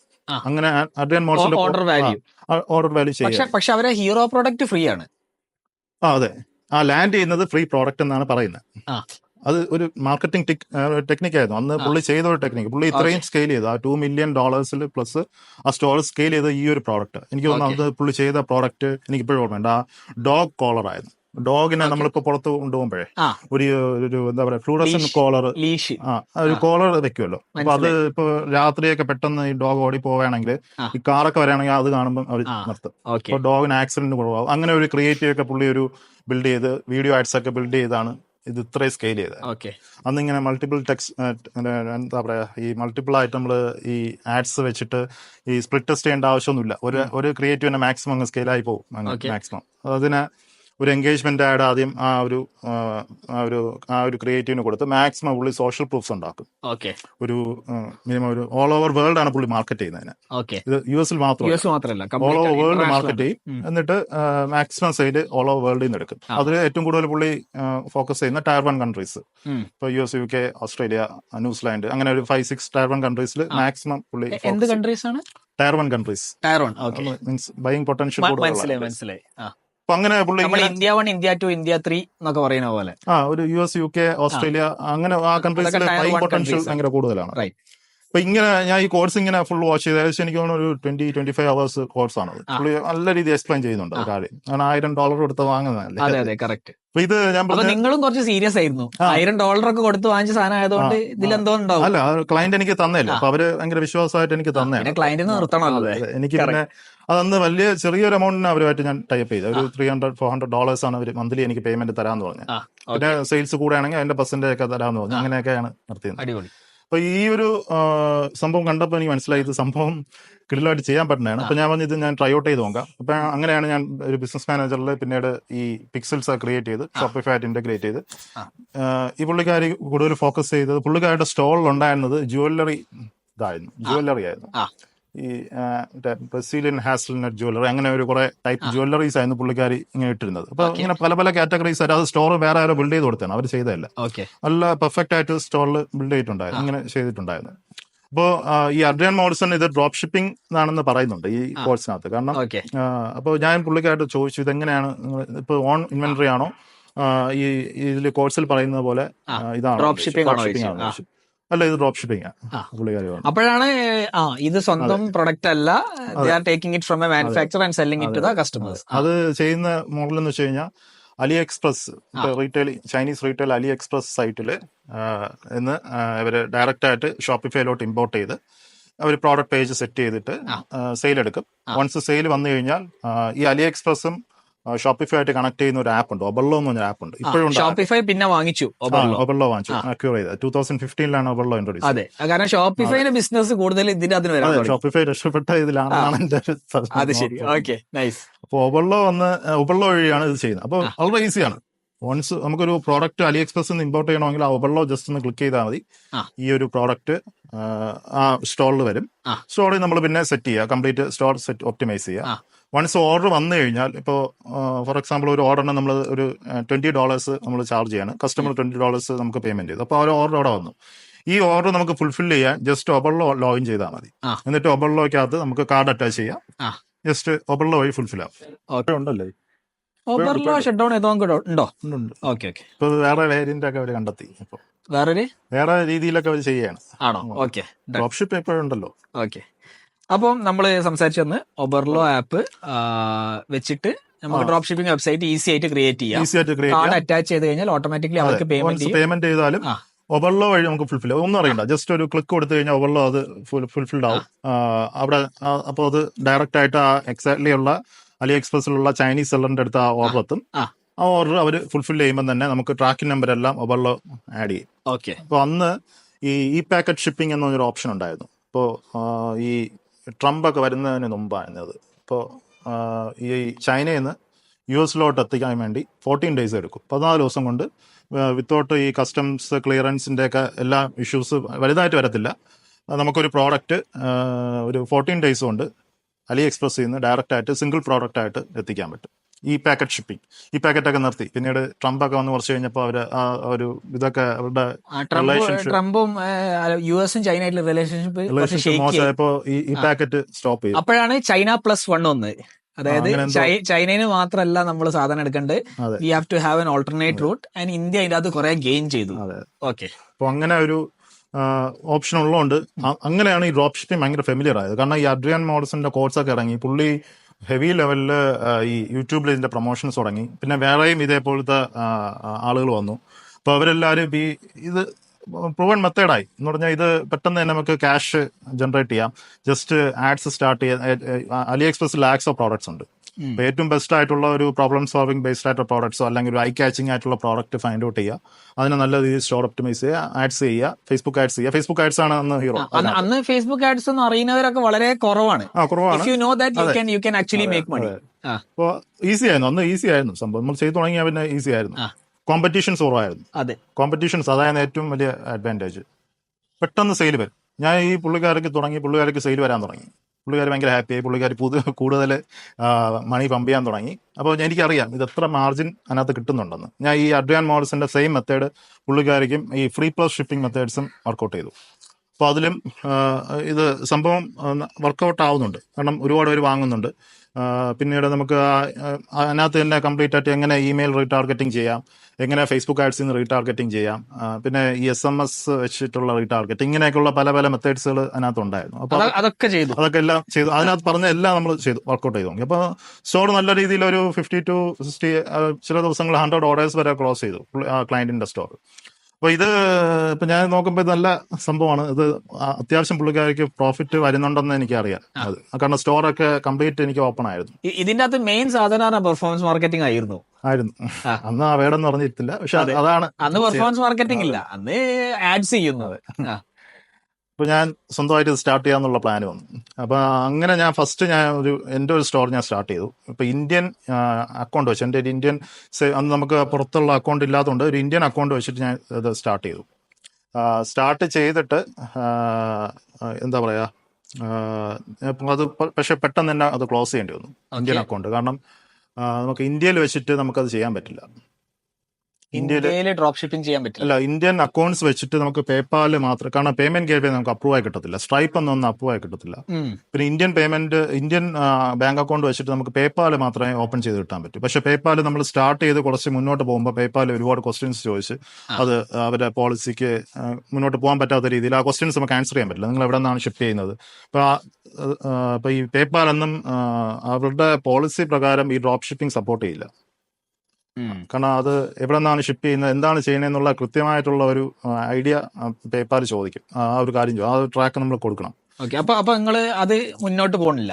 ഇല്ല, അത് എനിക്ക് തോന്നുന്നു ഒരു 4-5 ഓർഡർ ചെയ്തപ്പോൾ തന്നെ പേപ്പാൽ ബ്ലോക്ക് ചെയ്തു. പേപ്പാൽ പിന്നെ പേയ്മെന്റ് ഗേറ്റ് വേറെ ഓപ്ഷൻ ഇല്ല. പിന്നീട് ഞാൻ എൻ്റെ ഒരു കോഫൗണ്ടർ ആയിട്ടുള്ള പുള്ളി UK-ലുണ്ടായിരുന്നു. അപ്പോൾ പുള്ളി UK നമ്മളൊരു കമ്പനി സ്റ്റാർട്ട് ചെയ്ത് ഇത് സ്റ്റാർട്ട് ചെയ്യാം, ഇത് നമുക്കൊരു സ്റ്റോർ സ്റ്റാർട്ട് ചെയ്യാം എന്നുള്ള പ്ലാനിൽ നമ്മൾ UK-ലെ ഒരു കമ്പനി സ്റ്റാർട്ട് ചെയ്ത് നമ്മൾ ഒരു സ്റ്റോർ തുടങ്ങി. എനിക്ക് കാര്യങ്ങൾ അറിയാം. പിന്നെ നമുക്ക് ഈ എങ്ങനെ പ്രോഡക്ട്സ് കണ്ടുപിടിക്കുന്നതെന്നുള്ള ടൂൾസുകളൊക്കെ, ഈ ഡ്രോപ്പ് ഷിപ്പ് സ്പൈ എന്ന് പറഞ്ഞ ടൂളൊക്കെ ഉണ്ടായിരുന്നു അന്ന്. അപ്പോൾ അത് വെച്ചിട്ട് ഞാൻ പല പ്രോഡക്ട്സൊക്കെ എടുത്തു, നമ്മൾ സ്റ്റാർട്ട് ചെയ്ത് തുടങ്ങി. നമ്മളതിലുള്ള ബഡ്ജറ്റ് എനിക്ക് തോന്നുന്നു അന്നത്തെ ഒരു 1,500 to 2,000 pounds ഇട്ടാണ് നമ്മൾ ഈ ബിസിനസ് സ്റ്റാർട്ട് ചെയ്തത്, ഡ്രോപ്പ് ഷിപ്പിംഗ്. അതായത് അത് ബഡ്ജറ്റ് ആണോ? Total budget. നമുക്ക് പിന്നെ വേറെ എക്സ്പെൻസ് ഇല്ല, ആഡ്സ് ചെയ്യാന്നുള്ള എക്സ്പെൻസ് അത് മാത്രമേ എക്സ്പെൻസ് ഉള്ളൂ. പിന്നെ എന്താ ലാഭം കിട്ടിക്കഴിഞ്ഞാൽ വീതിച്ചെടുക്കുക. അപ്പോൾ അതിനകത്ത് അത്യാവശ്യം ഒരു 20-30 ഓർഡേഴ്സ് ഡെയിലി ക്ലോക്ക് ചെയ്യാന്നുള്ള മോഡലിൽ നമുക്ക് എത്തിയിട്ടുണ്ട്. അപ്പോൾ പിന്നെയും നമുക്ക് സ്കെയിൽ ചെയ്യാന്നുള്ള ഒരു പ്ലാൻ ഉണ്ടായിരുന്നു. പക്ഷെ ബഡ്ജറ്റിന്റെ ഒക്കെ കൺസ്ട്രെയിൻ ഉള്ളതുകൊണ്ട് നമ്മൾ ആ ഒരു ബഡ്ജറ്റിൽ തന്നെ ഏകദേശം ഒരു 40-50 ഓർഡേഴ്സിൽ ഡെയിലി സ്കെയിൽ ചെയ്യുന്നുള്ള മോഡലിൽ നമ്മൾ പോയിക്കൊണ്ടിരുന്നത്. അത് ഏകദേശം എനിക്ക് തോന്നുന്നു ഒരു 6-7 മാസം പോയി ആ ലെവലിൽ. പല പ്രോഡക്ട്സ് നമ്മൾ ടെസ്റ്റ് ഔട്ട് ചെയ്യുന്നതിൽ ഒരു 10 ടെസ്റ്റ് ഔട്ട് ചെയ്ത് കഴിഞ്ഞാൽ ചിലപ്പോൾ 2 നമുക്ക് നല്ല രീതിയിൽ കിട്ടും. അത് നമ്മളതിലുള്ള ബഡ്ജറ്റ് വെച്ച് സ്കെയിൽ ചെയ്യും. പിന്നെ അതിനകത്ത് നമ്മൾ പ്രോഫിറ്റ് കൊടുക്കുമായിരുന്നു, ചെറിയ ലെവലിൽ പ്രോഫിറ്റും തിരിച്ചെടുക്കുമായിരുന്നു. പിന്നെയും ആ ബഡ്ജറ്റിനെ വീണ്ടും ഇൻവെസ്റ്റ് ചെയ്യും. അങ്ങനെ അത് ചെയ്ത് മുന്നോട്ട്. പക്ഷേ എത്ര ലെവലിൽ പ്രോഫിറ്റ് നിങ്ങൾ എടുത്തിരുന്നു ആ സമയത്ത്? പ്രോഫിറ്റ് എടുക്കാന്ന് പറഞ്ഞാൽ ഒരു 2-3% ഒക്കെ ഉണ്ടായിരുന്നോ? 10 പോകുമായിരുന്നു. 10 കാരണം നല്ല ഇപ്പൊ ഒരു AliExpress കിടക്കുന്ന സ്ഥാനം ഒരു $2 ആണെങ്കിൽ നമ്മളിവിടെ വയ്ക്കുന്നത് മിനിമം ഒരു $14-15 എന്നുള്ള രീതിയിലാണ് നമ്മൾ വയ്ക്കുന്നത്. മനസ്സിലായി. അപ്പൊ ഈ ഫ്രീ പ്ലസ് ഷിപ്പിംഗ് ഒക്കെ അന്നും സാച്ചുറേറ്റ് ആയില്ല. അന്നും പല പ്രോഡക്ട്സിലും അത് വർക്കൗട്ട് ആവുക, പക്ഷെ എല്ലാ പ്രോഡക്റ്റിലും വർക്കൗട്ട് ആവില്ലായിരുന്നു. അപ്പോൾ അത് ആ രീതിയിൽ നമ്മൾ മുന്നോട്ട് പോയി. ഏകദേശം ഈ ഇ-കോമേഴ്സിന്റെ ആ Q4 ടൈം ഉണ്ടല്ലോ, ആ Q4 ടൈം എത്തി. ഞാൻ ഒക്ടോബർ, നവംബർ, ഡിസംബർ, ജാനുവരി, ആ Q4, അതായത് ആ പിന്നെ ക്രിസ്മസിനോടനുബന്ധിച്ച് സൈബർ മൺഡേ അതിപ്പോഴും ഭയങ്കര സംഭവം. BFCM അത് ഭയങ്കര ഇതാണ്. അപ്പോൾ ആ സമയം അന്നാണ് ആ ഒരു സമയത്താണ് അന്നാണ് ആദ്യമായിട്ട് ഈ ബ്ലാക്ക് ഫ്രൈഡേ ഭയങ്കര ഇപ്പൊ ഈ അഡ്വാൻസ് മോഡ്സിനെയൊക്കെ നമുക്ക് അന്ന് അറിയാന്നുള്ളതുകൊണ്ട് ഇത് ബേസ്ഡ് ആയിട്ടുള്ള കംപ്ലീറ്റ് ഈ യൂട്യൂബിൽ നിൽക്കുന്ന ആളുകളെ ഞാൻ ഫോളോ ചെയ്തിട്ടുണ്ടായിരുന്നു. ഇവര് ഈ ബ്ലാക്ക് ഫ്രൈഡേ നമുക്ക് ഇങ്ങനെ നല്ല രീതിയിൽ ഏറ്റവും കൂടുതൽ സെയിൽ വരുന്ന സമയമാണ്, നമുക്ക് സ്കെയിൽ ചെയ്യണം എന്നുള്ള ഒരു സ്പെഷ്യൽ പ്രൊമോഷൻസ് ഒക്കെ നമ്മൾ കൊടുക്കണം. അപ്പോൾ അങ്ങനെ എല്ലാവരും പറയുമായിരുന്നു. അപ്പോൾ നമ്മൾ ബ്ലാക്ക് ഫ്രൈഡേക്ക് ആ ഒരു ടൈമിന് Q4 വേണ്ടി നമ്മൾ സ്പെഷ്യൽ പ്രോഡക്റ്റ് ഒക്കെ നമ്മൾ അനലൈസ് ചെയ്യാൻ പ്ലാൻ ചെയ്തു. അപ്പോൾ അങ്ങനെ ഇങ്ങനെ നോക്കിയിരുന്നപ്പോൾ നമ്മളിങ്ങനെ അനലൈസ് ചെയ്തപ്പോൾ എനിക്കൊരു പ്രോഡക്റ്റ് കിട്ടി. എന്ന് പറഞ്ഞാൽ നമുക്ക് അന്ന് കുറച്ചുകൂടെ നമ്മളെ ബഡ്ജറ്റ് കുറച്ചുകൂടെ കൂട്ടിയിട്ട് ബ്ലാക്ക് ഫ്രൈഡേക്ക് ഒരു മിനിമം ഒരു 3,000-4,000 pounds ചെയ്യണമെന്നാണ് എൻ്റെ ആഗ്രഹം. കുറച്ചുകൂടെ സെയിൽ എടുക്കാം. എത്ര ഓർഡേഴ്സ് കിട്ടും ആ 3,000-4,000 റേഞ്ചിൽ? ഞാൻ എക്സ്പെക്ട് ചെയ്ത് അന്ന് ഒരു 150-200 ആ ഓർഡേഴ്സിന് അടുപ്പിച്ച് നമുക്ക് ഡെയിലി എടുക്കാന്നുള്ള ഒരു പ്ലാനിലായിരുന്നു നമ്മൾ പ്ലാൻ. ഈ പിന്നെ ബഡ്ജറ്റ് മൊത്തം നിങ്ങൾ യൂസ് ചെയ്യുന്ന ആഡ്സ് റൺ ചെയ്യും. നമുക്ക് എത്ര ഒരു മാക്സിമം 2 pounds ഉള്ളൂ മാക്സിമം നമുക്കൊരു ഓർഡർ കിട്ടുമായിരുന്നു. 2-5 ചില പ്രോഡക്ട്സ് ഒക്കെ 10 ഒക്കെ പോകുമായിരുന്നു. പക്ഷേ ഒരു 5 ഒക്കെ ആവറേജ് ആയിരുന്നു. കാരണം അന്ന് ആ കോമ്പറ്റീഷന്റെ കുറവ് ആയിരുന്നു ഏറ്റവും അഡ്വാൻറ്റേജ്. അതായത് ബേസിക്കലി നിങ്ങൾ ഒരു ഓർഡർമേൽ നിങ്ങൾ ഏകദേശം സ്പെൻഡ് ചെയ്യുക 2-5 pounds പെർ ഓർഡർ. പിന്നെ ഈ പ്രോഡക്ട്സ് നമ്മൾ ഫുൾഫിൽ ചെയ്യുമ്പോഴും അന്ന് റീഫണ്ട്സ് ഒന്നും അത്ര ഇല്ല. കാരണം നമ്മൾ കസ്റ്റമറിനെ കുറിച്ച് ചിന്തിക്കില്ലായിരുന്നു. സത്യം പറഞ്ഞാൽ കസ്റ്റമറിന് വിൽക്കണം, സാധനം വിൽക്കണം, പ്രോഫിറ്റ് ആക്കണം എന്നുള്ള ചിന്ത മാത്രമേ ഉള്ളൂ. കസ്റ്റമറിന് സപ്പോർട്ടിന് വേണ്ടി ഒരു സപ്പോർട്ട് മെയിലാണ് കൊടുത്തിട്ടുള്ളത്, വേറെ ചാറ്റ് സിസ്റ്റം അങ്ങനെ ഒന്നുമില്ലായിരുന്നു. ഇത് ചില ആളുകൾ എനിക്ക് പ്രോഡക്റ്റ് ഇഷ്ടപ്പെടില്ല എന്നൊക്കെ പറയുന്നെങ്കിലും നമ്മൾ ചില സമയത്തൊക്കെ അവർ റീഫണ്ട് ഈ അവിടുത്തെ ഒരു സിസ്റ്റം എന്ന് പറഞ്ഞാൽ നമുക്ക് അവർക്ക് ബയർ പ്രൊട്ടക്ഷൻ ഗ്യാരണ്ടി ഉള്ളതുകൊണ്ട് അവർക്ക് ചാർജ് ബാക്ക് ചെയ്യാം. അങ്ങനെ കുറച്ച് ചാർജ് ബാക്സുകൾ വന്നു, പക്ഷെ അതൊന്നും നമ്മൾ മൈൻഡ് ചെയ്യില്ല. ഒരു 5% 10% ചാർജ് ബാക്സുകൾ വന്നുകൊണ്ടിരിക്കുകയാണ്. ഇത് കസ്റ്റമർ സപ്പോർട്ട് നമ്മൾ നോക്കൂലേ, ആ മെയിലൊക്കെ വരുന്നത് വല്ലപ്പോഴൊക്കെ തിരിച്ച് റിപ്ലൈ ഉള്ളതായിരുന്നു. കാരണം നമുക്ക് ഉദ്ദേശം എന്ന് വെച്ച് കഴിഞ്ഞാൽ പുതിയ എന്നും ആഡ്സ് ചെയ്യുക, പുതിയ പ്രോഡക്റ്റ് ഫൈൻഡ് ഔട്ട് ചെയ്യുക, അതിനെ മാക്സിമം സ്കെയിൽ ചെയ്യാൻ പറ്റുമെന്ന് നോക്കുക, അതിൽ നിന്ന് പ്രോഫിറ്റ് എടുക്കുക, അതൊന്ന് ഡെഡ് ആകുമ്പോൾ അടുത്ത പ്രോഡക്റ്റിലോട്ട് മൂവ് ചെയ്യുക. ഇതാണ് നമ്മുടെ പ്ലാൻ. അന്ന് പിന്നെ ഈ നമുക്ക് ഇങ്ങനെ ഷോപ്പിഫൈ ബ്ലോക്കോ അങ്ങനെയുള്ള ഇഷ്യൂസോ അങ്ങനെ ഒന്നുമില്ല. ആഡും അത്ര ബ്ലോക്ക് ആവത്തില്ല, ആഡ് ഫേസ്ബുക്ക് ആഡ്സും ബ്ലോക്ക് ആവും. വളരെ ഏർലി സ്റ്റേജസ്. അതെ. ഇപ്പം ഇങ്ങനെ ചെയ്തുകൊണ്ടപ്പോഴാണ് ഈ ബ്ലാക്ക് ഫ്രൈഡേക്ക് വേണ്ടി ഞാൻ ഇങ്ങനെ പുതിയ ഒരു പ്രോഡക്റ്റ്, ആ ഒരു ടൈമിന് വേണ്ടി പുതിയൊരു പ്രോഡക്റ്റ്. അപ്പോൾ എനിക്ക് ഏകദേശം നവംബർ മിഡോളം ആയി ആ സമയം. 2017 ലാസ്റ്റാണ് ആ ടൈം. ഈ ഒരു ഫിംഗർലിംഗ് മങ്കി എന്ന് പറഞ്ഞൊരു പ്രോഡക്റ്റ്. ഈ ഒരു പ്രോഡക്റ്റ് എന്ന് പറഞ്ഞാൽ ഇത് ഞാൻ അവിടെ അത് ഭയങ്കര ട്രെൻഡായി ഇതിൻ്റെ വീഡിയോ ഒക്കെ. ഈ ഒരു മങ്കി എന്ന് പറഞ്ഞാൽ നമ്മളിങ്ങനെ കയ്യിൽ വെച്ചിട്ട് ഒരു ടോയ് ആണ്. ഈ ഒരു മങ്കി ഇങ്ങനെ വെച്ചിട്ട് ഇതിലിങ്ങനെ തൊടുമ്പോൾ ആ മങ്കി ഇങ്ങനെ തലയൊക്കെ തിരിക്കും. അങ്ങനെ ഒരു പ്രോഡക്റ്റ്. അപ്പൊ അത് നല്ല രസമായിരുന്നു, കാണാൻ നല്ല രസമായിരുന്നു. അപ്പൊ ഇത് നല്ല കുട്ടികൾക്കൊക്കെ കുട്ടികളുടെ ഭയങ്കര ഇഷ്ടപ്പെടും. വലിയ ആളുകൾ എടുത്ത് വെച്ച് കളിക്കുന്ന അങ്ങനെയൊക്കെ വീഡിയോസ് ഒക്കെ ഞാൻ കണ്ടു. കാരണം ഈ ഡ്രോപ്പ് ഷിപ്പ് സ്പൈ എന്ന് പറഞ്ഞാൽ ആ ആപ്പ് അന്ന് യൂസ് ചെയ്യുന്നപ്പോൾ നമുക്ക് ഏറ്റവും ബെസ്റ്റ് ക്രിയേറ്റീവ്സ് അവര് നമുക്ക് ഫൈൻഡ് ഔട്ട് ചെയ്ത് ലോകത്ത് നടക്കുന്നതിൽ ഏറ്റവും ബെസ്റ്റ് ക്രിയേറ്റീവ്സ് ആ ടൂൾ നമുക്ക് ഇങ്ങനെ പറഞ്ഞു തരുമായിരുന്നു. അപ്പൊ അങ്ങനെയാണ് പ്രോഡക്റ്റ് നമ്മൾ ഐഡന്റിഫൈ ചെയ്തത്. ആ ടൂൾ ഇപ്പോഴും ഉണ്ടോ? ഇപ്പോഴും ഉണ്ട്. അപ്പൊ അത് വെച്ചിട്ട് അവര് പറഞ്ഞു തരും ഏത് ആഡാണ് ഇപ്പൊ വർക്ക് ചെയ്യുന്നത്, ഏറ്റവും കൂടുതൽ എൻഗേജ്മെന്റ് ഉള്ള ആഡ്, ഏറ്റവും കൂടുതൽ ക്ലിക്ക് പോയിട്ടുള്ള ആഡ്. അങ്ങനെയൊക്കെ actually very useful for me. നമ്മളിപ്പോ ഇ കൊമേഴ്സ് ചെയ്യുകയാണെങ്കിലും നമുക്ക് നോക്കാമല്ലോ ഇന്ന പ്രൊഡക്റ്റിന് ഏത് ആഡാണ് വേൾഡ് വൈഡ് ഏതാ വർക്ക് ചെയ്യുന്നത്. ഇപ്പൊ ഒരുപാട് ടൂളുണ്ട്, പേര് എനിക്ക് ഓർമ്മയില്ല, പക്ഷെ നമ്മൾ ഏജൻസിയിലൊക്കെ യൂസ് ചെയ്യുന്ന ടൂൾസുകളുണ്ട്. മനസ്സിലായി. നമ്മളൊരു ബ്രാൻഡ് നമ്മൾ ഇത് ചെയ്യുമ്പോൾ അപ്പോൾ ആ ബ്രാൻഡിന്റെ കോമ്പറ്റീറ്റേഴ്സിനെ നോക്കും. അപ്പോൾ അങ്ങനെ അവരുടെ എല്ലാ അനലിറ്റിക്സും കിട്ടുന്ന ടൂൾസുകളുണ്ട്. ഇപ്പോൾ കുറച്ച് എക്സ്പെൻസീവ് ആണെങ്കിലും ഇതൊരിക്കലും ഞാൻ വർക്ക്ഔട്ട് ചെയ്യാത്ത സാധനം കംപ്ലീറ്റ് ആയിട്ട് അനലൈസ് ചെയ്യാൻ പറ്റും. എങ്ങനെയാണോ ഈ ഇതല്ലേ SEM ബ്രഷ് ഒക്കെ നമുക്ക് ഗൂഗിൾ ആഡ്സിന്റെ ഒക്കെ അനലിറ്റിക്സ് പറയുന്നത് പോലെ കംപ്ലീറ്റ് ആയിട്ട് നമുക്ക് കിട്ടും. വലിയ നല്ല ലെവലിൽ നമുക്ക് എടുക്കാൻ പറ്റുന്ന ടൂൾസുകളുണ്ട്. അപ്പോൾ ഫിംഗർലിംഗ് മങ്കി നിങ്ങൾ ഐഡന്റിഫൈ ചെയ്തു. അത് കൊള്ളാം സാധനം. ഞാൻ വലിയ സ്ട്രെസ് നോക്കിയപ്പോൾ സാധനം ഇതെന്തായാലും വർക്ക് ചെയ്യും. ബ്ലാക്ക് ഫ്രൈഡേ നമ്മളൊന്ന് ഞാൻ എൻഗേജ്മെന്റ് ആഡ് ഇട്ട് നോക്കി. എൻഗേജ്മെന്റ് ആഡ് ഇപ്പൊ നല്ല എൻഗേജ്മെന്റ് ആഡിൽ തന്നെ എനിക്ക് 3-4 സെയിൽ വന്നു. അപ്പൊ നമുക്കത് അന്നത്തെ ഒരു വാലിഡേഷൻ അങ്ങനെയായിരുന്നു. നമ്മൾ ആദ്യം ഒരു പ്രോഡക്റ്റ് ഒരു എൻഗേജ്മെന്റ് ആഡ് സ്റ്റാർട്ട് ചെയ്യും. അപ്പോൾ അതിൽ ആളുകൾ എങ്ങനെ കമന്റ് ചെയ്യുന്നു, ആളുകൾ എങ്ങനെ ഇന്ററാക്ട് ചെയ്യുന്നു, ആ എൻഗേജ്മെന്റ് ആഡിൽ തന്നെ നമുക്കൊരു 3-4 സെയിൽ വന്നു കഴിഞ്ഞാൽ ഇത് പെർഫെക്റ്റ് വിന്നറായിരുന്നു അന്ന്. അങ്ങനെയായിരുന്നു നമ്മളത് അനലൈസ് ചെയ്യുന്നത്.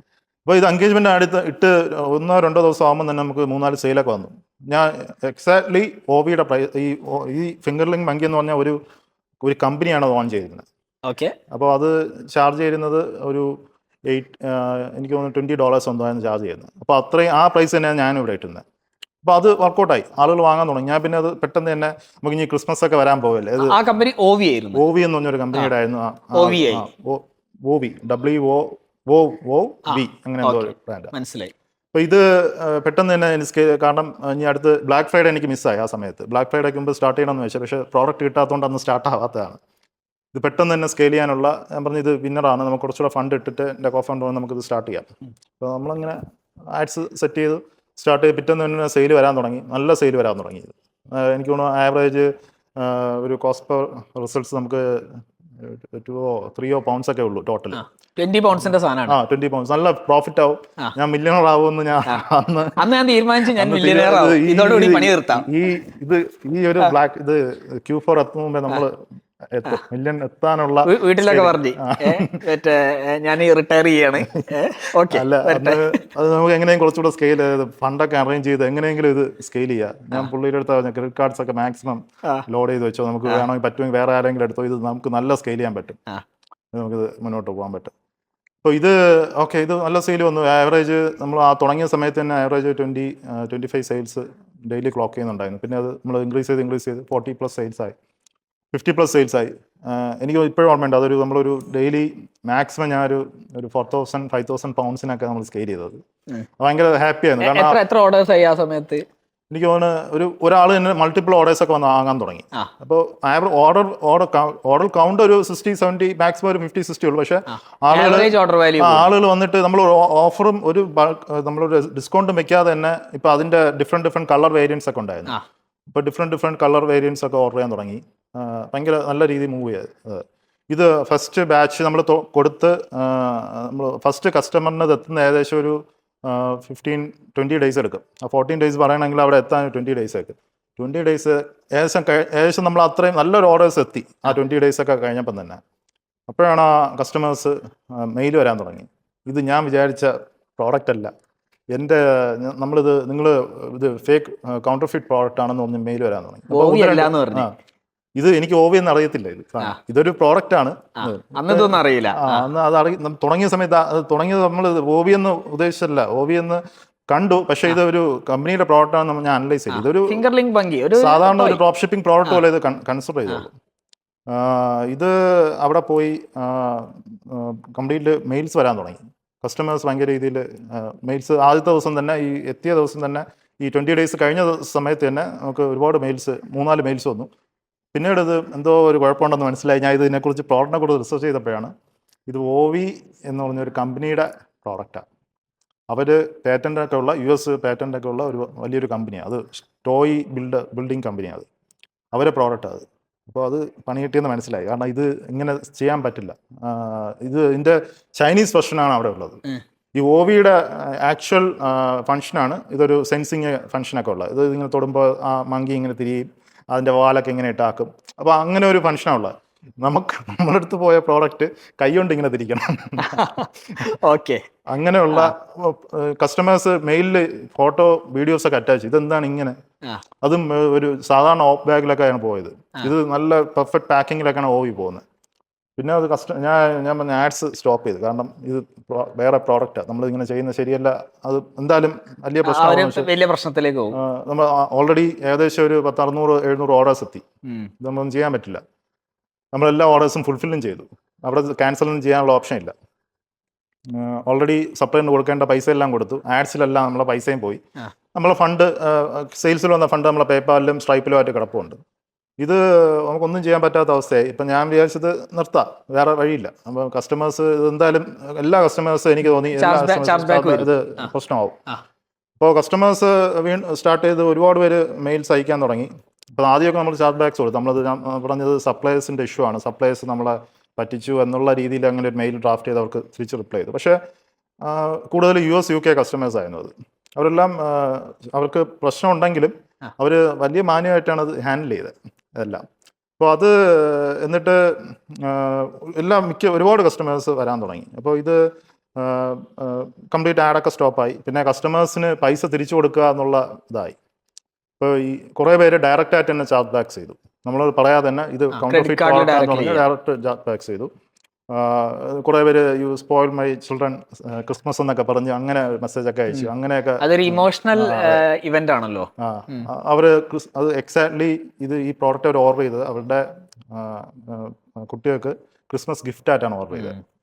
അപ്പോൾ ആ ഒരു നമ്മൾ ഇവിടത്തെ പോലെ അത് വലിയ ഇമോഷണൽ ആയിട്ടുള്ള കാര്യമാണല്ലോ. അപ്പോൾ അതായിരുന്നു നമ്മൾ ഇങ്ങനെ ചെയ്തതെന്നുള്ള ഒരു ഇത് അപ്പോഴാണ് എനിക്ക് മനസ്സിലായത്. ഞാൻ കംപ്ലീറ്റ് അങ്ങ് സ്റ്റോപ്പ് ചെയ്തു. അപ്പോൾ എനിക്ക് തോന്നുന്നു ഒരു 10-15 ചാർജ് ബാക്സ് വന്നപ്പം തന്നെ നമ്മളെ 2 അക്കൗണ്ടും ഫ്രീസായി.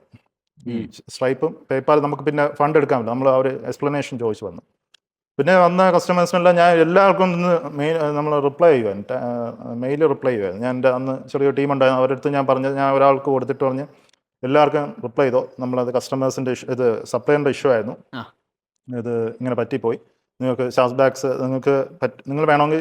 പിന്നെ ഞാൻ പറഞ്ഞു ചാർജ് ബാക്സ് തന്നെ ചെയ്യാൻ പറഞ്ഞു. കാരണം നമുക്ക് ഫണ്ട് അവർക്ക് തിരിച്ചു കൊടുക്കാൻ പറ്റില്ല, ഇതിനകത്ത് ഫ്രീസായി പോയി. നിങ്ങൾക്ക് ഡയറക്റ്റ് ചാർജ് ബാക്സ് ചെയ്തോ, നിങ്ങളുടെ പേയ്മെന്റ് ഗേറ്റ് വേ അത് തിരിച്ചു തന്നോളൂ. അപ്പോൾ അങ്ങനെ അത് പോയി, കംപ്ലീറ്റ് സ്റ്റോർ ഇതായി. കാരണം നമ്മൾ അതുവരെ ആ ഒരു 7-8 മന്ത്സ് നമ്മൾ കൊണ്ടുവന്ന എല്ലാ ഫണ്ടും തീരുമാനമായി കണ്ടു പോയി. കയ്യിൽ ആ ഫണ്ട് പിന്നെ നമുക്ക് ആ 2 അക്കൗണ്ടും കിടക്കുന്ന ഫണ്ട് എടുക്കാൻ പറ്റില്ല. ഇപ്പോഴും എനിക്ക് തോന്നുന്നു പേപ്പാലിൽ ഒരു 1500 പൗണ്ട് ആ അന്നത്തെ കിടപ്പുണ്ട്, നമുക്ക് എടുക്കാൻ പറ്റില്ല. അല്ല അതൊന്ന് നിങ്ങൾക്ക് സംസാരിച്ച് നോക്കിക്കൂടെ? ഇല്ല, അവര് കാരണം ആ കമ്പനി തന്നെ പിന്നെ നമ്മൾ ക്ലോസ് ചെയ്തു. പിന്നീട് മുന്നോട്ട് പോയില്ല അതിൽ. ഓ പിന്നീട് ആ അക്കൗണ്ടൊക്കെ പിന്നെ നമ്മൾ ക്ലോസ് ചെയ്തു. മൂടുപോയി അല്ല, കംപ്ലീറ്റ്. ആ പേപ്പാൽ ചോദിക്കുന്ന പറഞ്ഞാൽ ഇപ്പോൾ ഒരുപാട് ക്വയറീസ് ചോദിക്കുന്നുണ്ട്. നിങ്ങളുടെ കമ്പനി അഡ്രസ്സ് എവിടെ, നിങ്ങൾ അന്ന് ഷിപ്പ് ചെയ്ത പ്രോഡക്ട്സ് എവിടെ നിന്നാണ് ഷിപ്പ് ചെയ്തത്, അതിൻ്റെ ട്രാക്കിംഗ് നമ്പേഴ്സ്, അങ്ങനെയൊക്കെയുള്ള കുറേ കാര്യങ്ങൾ ചോദിക്കുന്നുണ്ട്. അതുകൊണ്ട് ട്രൈ ചെയ്തു അതിനകത്ത് നിന്ന് ഫണ്ട് എടുക്കാം. പക്ഷേ ഇപ്പോഴും ആ ഫണ്ട് ലോക്കായി കിടക്കുക അതിനകത്ത്. പേപ്പാൽ ഭയങ്കര പ്രശ്നമാണ്. പേപ്പാൽ നമ്മൾ ഇങ്ങനെ നിൽക്കുമെങ്കിലും പേപ്പാൽ എന്താ പറയുക, ഒരു പേപ്പാലിനകത്ത് പൈസ ഇടാൻ നമുക്ക് ഭയങ്കര, പേപ്പാലുമായിട്ട് ഇത് ചെയ്യാൻ ഭയങ്കര ഇതാണ്. ഓക്കെ. ഈ എസ്പെഷ്യലി ഇ കോമേഴ്സുമായിട്ട് വരുമ്പോഴേ അവരുടെ പോളിസീസ് ഭയങ്കര സ്ട്രിക്റ്റ് ആണ്. അപ്പൊ അങ്ങനെ അവിടെ ആ സ്റ്റോർ അവിടെ ഇ കോമേഴ്സ് മരണമടഞ്ഞു. അതെ, നമ്മൾ ഫസ്റ്റ് ഇന്റർനാഷണൽ ഡ്രോപ്പ് ഷിപ്പിംഗ് ഞാൻ ക്ലോസ് ചെയ്തു. അപ്പം പിന്നെ ഫിംഗർ ലിങ്ക് മങ്കി ചെയ്തു, പിന്നെ സാധനം കോൺട്രഫീറ്റ് ആയി, പണി കിട്ടി, അക്കൗണ്ട് ബ്ലോക്കായി, കമ്പനി പൂട്ടേണ്ടി വന്നു. ആ സമയത്ത് നിങ്ങളെ ആ US ക്ലയന്റ് ഉണ്ടല്ലോ, jewellery, you still had that client or not? അവർ റൺ ചെയ്യുന്നുണ്ടായിരുന്നു. സ്റ്റിൽ റൺ ചെയ്യുന്നത്. Okay, done. ആ ക്ലയന്റിന് ഇത് മീൻസ് ഇങ്ങനെയുള്ള പ്രശ്നങ്ങളില്ല. അവർക്ക് കൂടുതലും എങ്ങനെയാണ്, ഈ ജുവല്ലേഴ്സ് ഒന്നും ഇങ്ങനെയുള്ള പ്രശ്നങ്ങൾ വരില്ല. അവര് കുറച്ചുകൂടി നോക്കിയിട്ടാണ് ചൂസ് ചെയ്തത്. റീഫണ്ട്സ് വരുന്നുണ്ടായിരുന്നു, പക്ഷെ അത് അത്ര ഒരു ഇതില്ലായിരുന്നു അവർക്ക്. പിന്നീട് എനിക്ക് തോന്നുന്നു ഒരു 2-3 ഇയേഴ്സ് കഴിഞ്ഞപ്പോൾ പുള്ളിക്കാരി എന്നെ ഡയറക്റ്റ് ചൈനയിൽ പോയിട്ട് പിന്നീട് പുള്ളിക്കാരി ഡയറക്റ്റ് സോഴ്സ് ചെയ്യാൻ തുടങ്ങി. ഇപ്പോഴും ഉണ്ട് ആ ക്ലയന്റ്, നമ്മളിവിടെ ഉണ്ട് ഇപ്പോൾ. ഇപ്പോഴും ആ ക്ലയന്റ് റൺ ചെയ്യുന്നുണ്ട്. അടിപൊളി. ഇപ്പോൾ ഒരു ബ്രാൻഡൊക്കെ ആയി. 10 കൊല്ലമായോ? ഇപ്പം ബ്രാൻഡൊക്കെ ആയിട്ട് റൺ ചെയ്യുന്നുണ്ട്. 10+ years ആയിട്ട്. ഇടയ്ക്ക് വെച്ച് അവർക്ക് ഈ ഈ ക്യാൻസറിന്റെ ഒക്കെ ഇങ്ങനെ ഇഷ്യൂ വന്ന് അങ്ങനെ കുറെ നാൾ സ്റ്റോപ്പായി. പിന്നെ പുതിയ പ്രോജക്റ്റ് വരുമ്പോൾ നമ്മളടുത്ത് തന്നെ വരും. അടിപൊളി. അതാണ് ബേസിക്കലി ട്രസ്റ്റ്. ഞാൻ എപ്പോഴും പറയും ഏജൻസിനോട്, നമ്മൾ ഈ പ്രൊജക്ട് മേലല്ല വർക്ക് ചെയ്യുന്നത്. The moment we develop a trust, പിന്നെ actually I don't want to go out. എന്തിനു പുറത്തു പോകണം when you guys are already there. നമ്മളെ ഭയങ്കര ട്രസ്റ്റ് അവർക്ക്. അതാണ് മീൻസ് അവരെ തുടക്ക കാലഘട്ടത്തിൽ നിങ്ങൾ ഉണ്ടായിരുന്നു. സോ അവര് ആ ട്രസ്റ്റ് നിങ്ങൾ ആ സ്ഥിരം ചെയ്തു കൊടുക്കുന്നതുകൊണ്ട് they still have trust on you that you will not mess it up. അടിപൊളി. ഓക്കെ. അപ്പൊ 2016 ആയോ ഇത്? ഇപ്പൊ 2018 എത്തി. പക്ഷെ ഇത് ഇങ്ങനെ ചെയ്തെങ്കിലും ഇത് എനിക്ക് ആദ്യം കുറച്ച് വിഷമായിരുന്നു, സംഭവം ഇങ്ങനെ എല്ലാം പോയല്ലോ എന്ന്. പക്ഷേ ഇത് നമുക്ക് എൻ്റെ അടുത്തൊരു എന്താ പറയുക, ഒരു ഫേസ് തന്നെ നമുക്ക് സ്റ്റാർട്ട് ചെയ്യാൻ പറ്റി. കാരണം ഇത്രയും നമുക്ക് ആഡ്സ് ചെയ്തുള്ള എക്സ്പീരിയൻസ് കിട്ടി, ഇ കോമേഴ്സ് എങ്ങനെ വർക്ക് ചെയ്യുന്ന മനസ്സിലായി, നല്ല ക്വാളിറ്റി പ്രോഡക്റ്റ് കൊടുത്ത കസ്റ്റമേഴ്സ് എസ്പെഷ്യലി ഇതുപോലത്തെ ഉള്ള ടയർ 1 കൺട്രീസിൽ നമുക്ക് നല്ല രീതിയിൽ സ്കെയിൽ ചെയ്യാൻ പറ്റുമെന്നുള്ള ഒരു ഐഡിയ ഒന്നായി. പക്ഷേ അത് നമുക്ക് ഈ ഇത്രയും ഇപ്പോൾ അന്ന് തൊട്ട് ഞാൻ പ്ലാൻ ചെയ്തൊരു സാധനം എന്ന് വെച്ച് കഴിഞ്ഞാൽ, ഇത് നമുക്ക് കുറച്ചുകൂടെ ഒരു ക്വാളിറ്റി പ്രോഡക്ട്സ് അവർക്ക് കൊടുക്കുക, അത് ടൈമിൽ ഡെലിവറിയിൽ നമുക്ക് കൊടുക്കുക, കസ്റ്റമർ സപ്പോർട്ട് ഹാൻഡിൽ ചെയ്യുക നല്ല രീതിയിൽ. അതായത് അന്ന് നിങ്ങൾ നോക്കാത്ത ഒരു സാധനം ആഫ്റ്റർ സെയിൽസ് ആയിരുന്നു. ആ US ക്ലയന്റ് അത് നോക്കുകയുണ്ടായിരുന്നു. US ക്ലയന്റ് അവരും അങ്ങനെ ആഫ്റ്റർ സെയിൽസ് നോക്കുന്നില്ല, അത്ര ഇതായിട്ട് നോക്കുന്നില്ലായിരുന്നു. പ്രോഡക്റ്റ് സെലക്ഷൻ അതുകൊണ്ട് അവർക്ക് അത് കുറച്ചുകൂടെ അത് മൂവ് ചെയ്യാൻ പറ്റി. പക്ഷേ ഡ്രോപ്പ് ഷിപ്പിംഗ് നിർത്തി കേട്ടോ. അത് മുന്നോട്ട് പോയ സമയത്ത് പിന്നെ കുറെ ഇത് എന്താ പറയാ, സാച്ചുറേഷൻ എത്തിയ സമയത്ത് പുള്ളിക്കാരി ഡ്രോപ്പ് ഷിപ്പിംഗ് നിർത്തിയിട്ട് ഡയറക്റ്റ് പർച്ചേസിലായി. പിന്നെ സ്വന്തം ബ്രാൻഡ് ക്രിയേറ്റ് ചെയ്തു. പുള്ളിക്കാരി സ്വന്തം ബ്രാൻഡിലോട്ടോ പിന്നെ പോയത് കൂടുതലും. പിന്നെ ഈ ഫേസ്ബുക്ക് ആഡ്സിന്റെ ഓടൊപ്പം തന്നെ Pinterest ഒക്കെ പുള്ളിക്കാരി നല്ല രീതിയിൽ ഡെവലപ്പ് ചെയ്തു. Pinterest. അപ്പോൾ അതുവഴി ഞാൻ Pinterest എന്ന് പറയല്ലേ. Pinterest ആണല്ലേ. അപ്പോൾ അതിലൊക്കെ ട്രാഫിക് വന്നു. അങ്ങനെ ആ രീതിയിൽ ഇപ്പൊ നല്ലൊരു Pinterest ഫോളോയിങ് ഉള്ള ഒരു പേജൊക്കെ ഉണ്ട്. അതിൽ നിന്നാണ് പുള്ളിക്കാർ ഇപ്പൊ മാക്സിമം ചെയ്യുന്നത്. ഇപ്പൊ എനിക്ക് തോന്നുന്നു കംപ്ലീറ്റ്ലി ഒരു ബ്രാൻഡഡ് ആയിട്ടാണ് ചെയ്യുന്നത്. അപ്പോൾ പക്ഷേ എനിക്ക് അന്നത്തെ അതിനെ ഞാൻ ഒരു ഫെയിലിയർ എന്ന് പറയാൻ പറ്റില്ല. കാരണം ഓക്കെ, ഇതിൽ നമുക്ക് ഫിനാൻഷ്യലി കുറച്ച് ലോസ് വന്നു, പക്ഷെ അത് നല്ല രീതിയിൽ നമുക്ക് ഒരു ലേണിംഗ് എക്സ്പീരിയൻസ് ആയിരുന്നു. നിങ്ങളെ MBA പഠിക്കാൻ പോയില്ലല്ലോ, അതാണ് നിങ്ങളെ ഏറ്റവും വലിയ വിജയം. കാരണം MBA പഠിച്ച് അങ്ങോട്ട് കാശ് കൊടുത്തിട്ട് പഠിക്കുന്നതിന് പകരം നിങ്ങൾ ഇങ്ങോട്ട് കാശ് വാങ്ങിച്ച് കുറച്ച് കാശേ പോയുള്ളൂ, നിങ്ങൾ പഠിച്ചു, അത്രമാത്രം കണ്ടാൽ മതി. 100 times better ആണ്. കറക്റ്റ്. അതാണ് ഞാൻ എപ്പോഴും പറയാ, ആദ്യം വർക്ക് ചെയ്യ്, എന്നിട്ട് MBA നെ കുറിച്ച് സംസാരിക്കാം. ഓക്കെ. അപ്പോഴാണ് നമുക്ക് കുറച്ചുകൂടെ നമുക്ക് ഈ പെർഫോമൻസ് മാർക്കറ്റിൽ നമ്മൾ എൻ്റർ ചെയ്ത ആ സമയത്താണ്. അപ്പോൾ ഇത് കാണിച്ചു എനിക്ക് പല ക്ലയൻസിനെ നമുക്ക് ഓൺബോർഡ് ചെയ്യാൻ പറ്റി. മാത്രമല്ല ഈ കസ്റ്റമർ സപ്പോർട്ട്, ഇത്രയും അഗ്രസീവായിട്ട് വരുന്ന കസ്റ്റമേഴ്സിനെ എങ്ങനെ ഹാൻഡിൽ ചെയ്യണം എന്നുള്ള ഒരു ഐഡിയ അന്ന് കിട്ടി. അതെ, കസ്റ്റമേഴ്സ് ഡയറക്റ്റ് ആയിട്ട് ഇന്ററാക്ട് ചെയ്യുക, എങ്ങനെ ഹാൻഡിൽ ചെയ്യുക എന്നുള്ളത്. അതെ, കസ്റ്റമേഴ്സ് ഭയങ്കര റൂഡാവും, അഗ്രസീവ് ആവും. അത് ഹാൻഡിൽ ചെയ്യാൻ പഠിച്ചാൽ മതി. എല്ലാ കസ്റ്റമറും ഹാൻഡിൽ ചെയ്യാൻ പറ്റും. പക്ഷെ അതൊരു ആർട്ടാണ് ഞാൻ പറയാം. കസ്റ്റമറെ എങ്ങനെ ഹാൻഡിൽ ചെയ്ത് അത് ഇലക്കും മുള്ളനും കേടില്ലാത്ത രൂപത്തിൽ സോൾവ് ചെയ്യുമെന്നുള്ളത്. റൈറ്റ്. പിന്നെ ഞാൻ കുറേ നാൾ പിന്നെ ഏജൻസി ഫോക്കസ്ഡ് ആയി, നമുക്ക് കുറേ ക്ലയൻസ് ഒക്കെ എടുക്കുക പിന്നെ പോവുക. പിന്നെ ഒരു 2019 ടൈമിൽ വീണ്ടും നമ്മൾ ഡ്രോപ്പ് ഷിപ്പിംഗ് ക്ലയൻസ് തന്നെയായിരുന്നു അപ്പം മാനേജ് ചെയ്യല്? കൂടുതലും നമുക്ക് നല്ല വേറെ ക്ലയൻസ് കിട്ടി, ഇ കൊമേഴ്സ് ക്ലയൻസ് വന്നു. അപ്പോഴത്തേക്ക് നിങ്ങൾ performance marketing, Shopify, product, customer support, Shopify checkout hacks. അതെ, ഷോപ്പിഫൈ ഒക്കെ നമുക്ക് നല്ല രീതിയിൽ നമുക്ക് കുറച്ചുകൂടെ അത് പഠിക്കാനൊക്കെ പറ്റി. എസ്പെഷ്യലി ഷോപ്പിഫൈ അന്ന് ഇന്ത്യയിൽ ലോഞ്ചായി. ഇന്ത്യയിൽ 2018 എന്നാണ് ഷോപ്പിഫൈ COD ആയി കൊണ്ടുവന്നത്. അപ്പോൾ ആ സമയത്ത് തന്നെ 2019 തന്നെ നമ്മൾ ഇന്ത്യയിലൊരു സ്റ്റോർ നമ്മൾ സ്വന്തമായിട്ട് സ്റ്റാർട്ട് ചെയ്തു. ഞാനും എൻ്റെ കോഫൗണ്ടറും എല്ലാം കൂടെ ചേർന്ന് നമ്മൾ സ്റ്റാർട്ട് ചെയ്തു. അത് നമ്മൾ ബ്രാൻഡഡ് പ്രോഡക്റ്റ് അല്ല, ഈ ജനറൽ സ്റ്റോർ തന്നെ, പക്ഷേ നമ്മളെല്ലാം ഈ ചൈനയിൽ നിന്ന് ഡയറക്റ്റ് ക്വാളിറ്റി പ്രോഡക്റ്റ് നോക്കി ഇമ്പോർട്ട് ചെയ്ത് അങ്ങനെ ഡെവലപ്പ് ചെയ്തത്. കാരണം ആ സമയമൊക്കെ ആയപ്പോൾ നമുക്ക് എൻ്റെ ഈ ക്ലയൻറ്റ് തന്നെ, US ക്ലയൻറ്റ് തന്നെ, ഇവർ ചൈനയിലൊക്കെ പോയിട്ട് നല്ല സോഴ്സിങ് ഏജന്റിനെ കണ്ടുപിടിച്ചു. അപ്പോൾ ആ സോഴ്സിങ് ഏജന്റിന്റെ കോൺടാക്ട്സ് ഒക്കെ എനിക്ക് തന്നു. അപ്പോൾ ഞാൻ ക്ലയന്റ് അടിപൊളിയാട്ടോ, അവർ നല്ല നിങ്ങളെ സാധനം പഠിപ്പിച്ചു, ഷോപ്പിഫൈ പഠിപ്പിച്ചു, കോഴ്സ് എടുത്തു തന്നു, പിന്നെ അവര് സപ്ലയർ എങ്ങനെ കണ്ടുപിടിച്ചു അത് നിങ്ങൾക്ക് പറഞ്ഞു തന്നു. അല്ല, US എനിക്ക് മിക്ക അങ്ങോട്ടുള്ള ക്ലയൻസ് ഒക്കെ നമുക്ക് കുറച്ചുകൂടെ ഓപ്പൺ ആയിരിക്കും അവര് എന്ന് പറഞ്ഞാൽ അവര് നമ്മളടുത്ത് പറയും, നിങ്ങൾ ഇപ്പൊ നമുക്ക് ഇപ്പൊ നമ്മളൊരു സൈഡ് ഡൗൺ ആണെന്ന് കാണുകയാണെങ്കിൽ അവര് നമ്മളവിടെ ഹെൽപ്പ് ചെയ്യും. എസ്പെഷ്യലി കോഴ്സ് ഒക്കെ എടുത്തു തരും. അത് എല്ലാവരും ഉണ്ടാവുന്നില്ല, പക്ഷെ ഞാൻ കണ്ടിട്ടുള്ള മിക്കവരും ഒരു കോപ്പറേറ്റീവ് മൈൻഡ് ആണ് അവിടെ. ഇവിടെ കുറച്ചില്ലാത്ത സാധനം അതാ, ഇതെന്തോ വലിയ സംഭവം വെച്ചിട്ട് മറച്ചു വെക്കും, ഇത് പറഞ്ഞു കൊടുക്കൂല, ഇത് മാത്രം പറഞ്ഞു കൊടുക്കും, ബാക്കിയെല്ലാം പറഞ്ഞു കൊടുക്കും. ചിലപ്പോൾ ആ ഒരു മെയിൻ സാധനം ഇൻഗ്രീഡിയൻറ്റ് എന്താന്നുള്ളത് പറഞ്ഞു കൊടുക്കൂല. കാരണം അവർ നമ്മളെ കാണുന്നത് അവരുടെ ഒരു കമ്പനിയുടെ ഒരു ഡിപ്പാർട്ട്മെന്റ് പോലെ അവർ നമ്മളെ കാണുന്നത്. അങ്ങനെയാണ് അവർ വർക്ക് ചെയ്യുന്നത്. ബേസിക്കലി ഒരു പാർട്ട്ണർ അല്ലെങ്കിൽ ഒരു കമ്പനിയിൽ നമ്മളൊരു ക്ലയന്റ് വരികയാണെങ്കിൽ, അല്ല, ഒരു ഡിപ്പാർട്ട്മെന്റ് നമ്മൾ ബിൽഡ് ചെയ്യണം, ഓർഗനൈസേഷൻ ബിൽഡ് ചെയ്യുമ്പോൾ നമ്മൾ അതിനകത്തുള്ള എംപ്ലോയീസ് നമ്മൾ ട്രെയിനിങ് കൊടുക്കുമല്ലോ. അപ്പോൾ അവരെ കൂടുതൽ ട്രെയിനിങ്സുകൾ നമ്മൾ അറ്റൻഡ് ചെയ്യിപ്പിക്കും. ആ ഒരു രീതിയിലാണ് അവർ കാണുന്നത്. അപ്പോൾ ആ ഒരു മോഡലിലോട്ട് ആണ് മിക്കവരും അവിടെ ചിന്തിക്കുന്നത്. അങ്ങനെയാണ് തോന്നുന്നത്. അതുകൊണ്ടാണ് അവരിങ്ങനെയൊക്കെ നമുക്ക് ഓപ്പൺ ചെയ്ത് തരുന്നത്. അപ്പോൾ ഇത് പിന്നീട് നമ്മൾ 2019 നമ്മൾ ഇന്ത്യൻ സ്റ്റോർ സ്റ്റാർട്ട് ചെയ്തു. ഞാൻ ചൈനയിൽ നിന്ന് ഡയറക്റ്റായിട്ട് പ്രോഡക്റ്റ് ഇമ്പോർട്ട് ചെയ്തു. ഞാനും നമ്മൾ 2 പാർട്ട്നേഴ്സ് സ്റ്റോക്ക് എടുത്ത് ഡയറക്റ്റായിട്ട് ചെയ്തു. അത് നമ്മൾ ഒരുപാട് നല്ല രീതിയിൽ സ്കെയിൽ ചെയ്തു. ഏകദേശം ആ സ്റ്റോർ 2 CR ഒക്കെ അടുപ്പിച്ച് നമ്മൾ സ്കെയിൽ ചെയ്തു. അടിപൊളി. മന്ത്ലി ടോട്ടലായിട്ട് മന്ത്ലി സ്കെയിൽ ചെയ്യാനുള്ള ഒരു ഫണ്ടൊന്നും അന്ന് കയ്യിലില്ല. 2000 നമ്മൾ കൊറോണ വരെ പോയി. 2020 അത് 2 കൊല്ലം കൊണ്ട് 2 crore വരെ എത്തി. ഒരു 1.5 മാക്സിമം 1.5.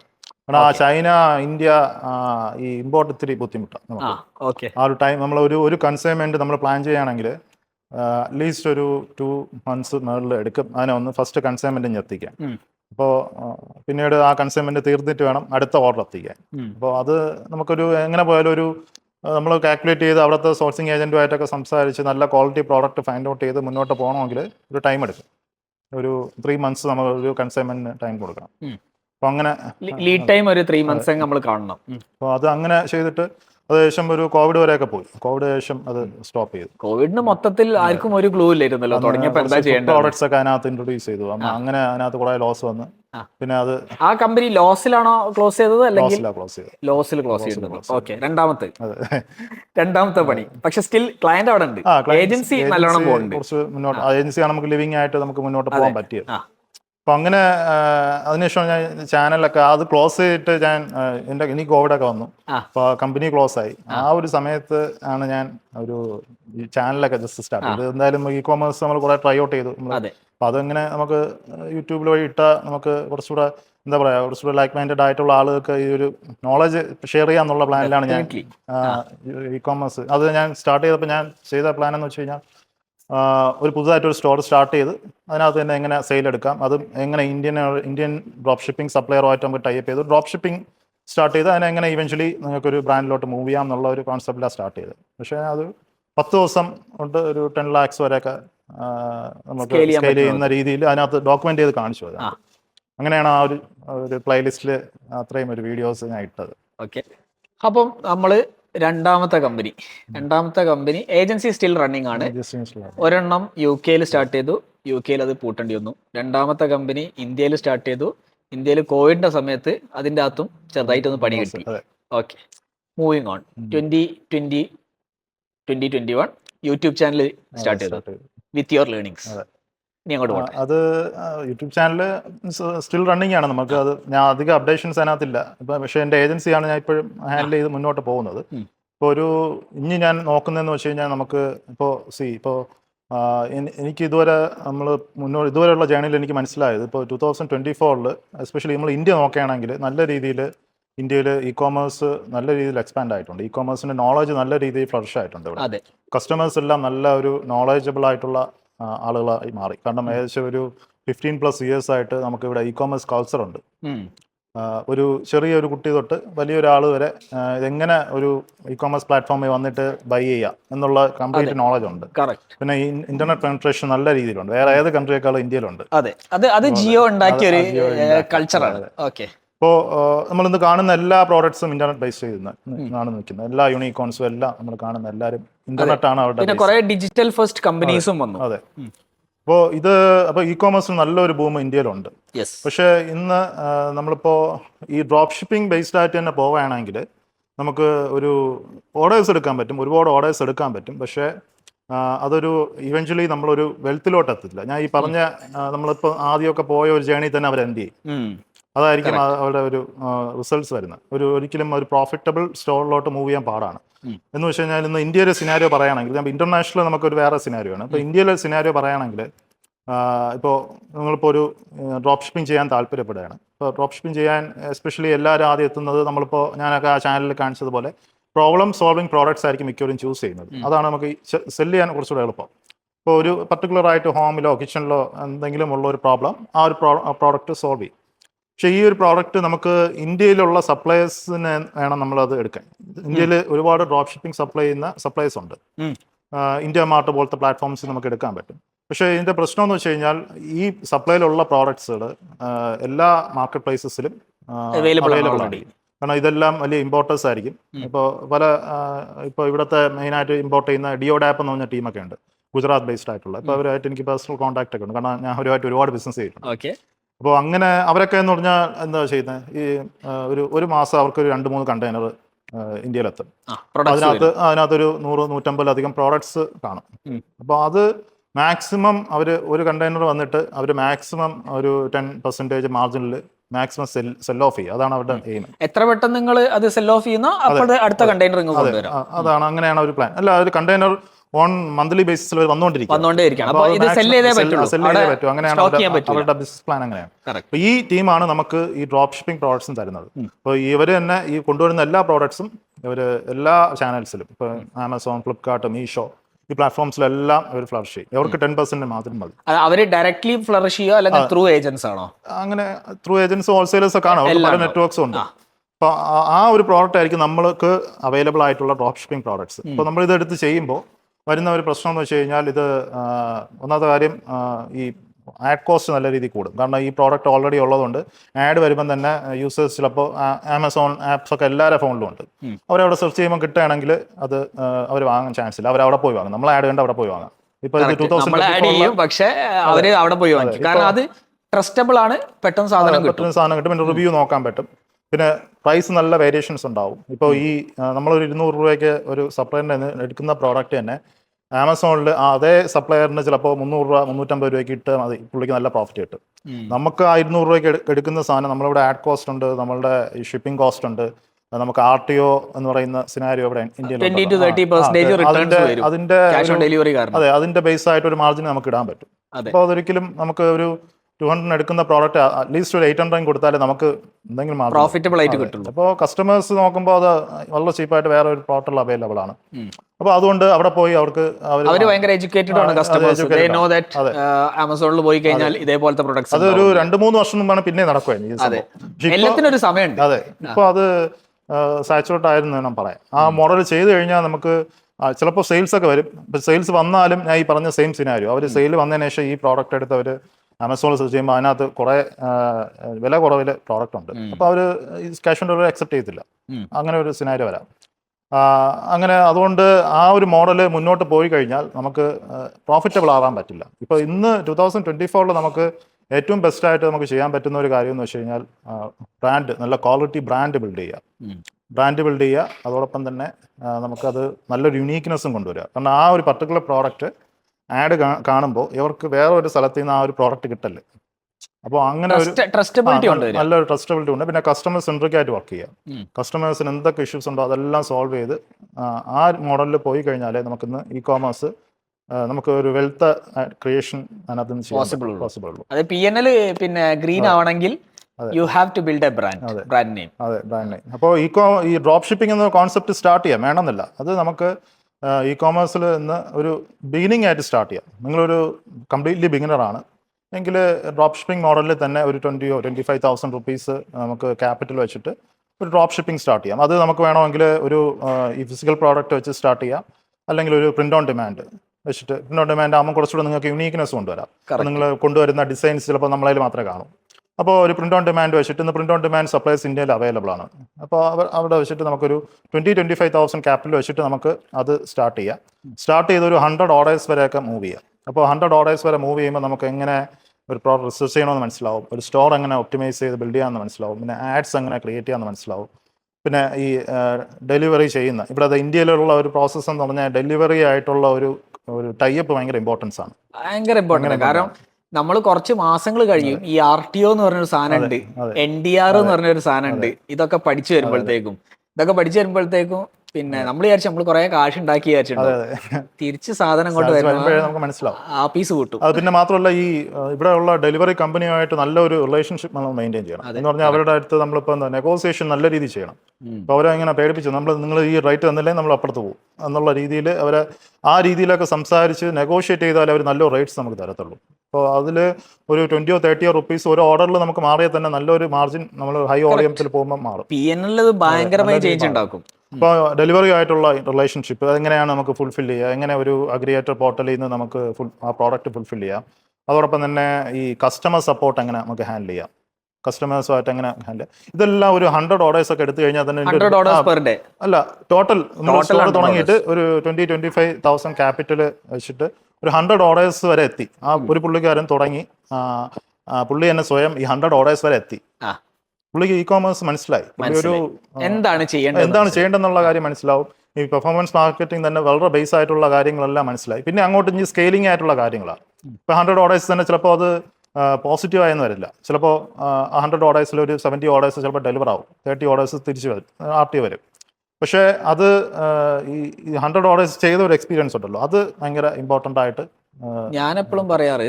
പിന്നെ നിങ്ങൾ MBA എടുത്തിട്ട് എന്താ, അല്ല ഞാൻ ഇ കൊമേഴ്സ് ആണ് ചെയ്യാൻ പോകുന്നത്, അപ്പൊ എന്തിനാ MBA എടുക്കണേ? അല്ല MBA പഠിച്ചാലല്ലേ നമുക്ക് ഇതൊക്കെ മനസ്സിലാവുള്ളൂ. ആദ്യം ഒരു 100 ഓർഡർ ചെയ്യും, അപ്പൊ നിങ്ങൾ വേണ്ടതൊക്കെ പഠിക്കും.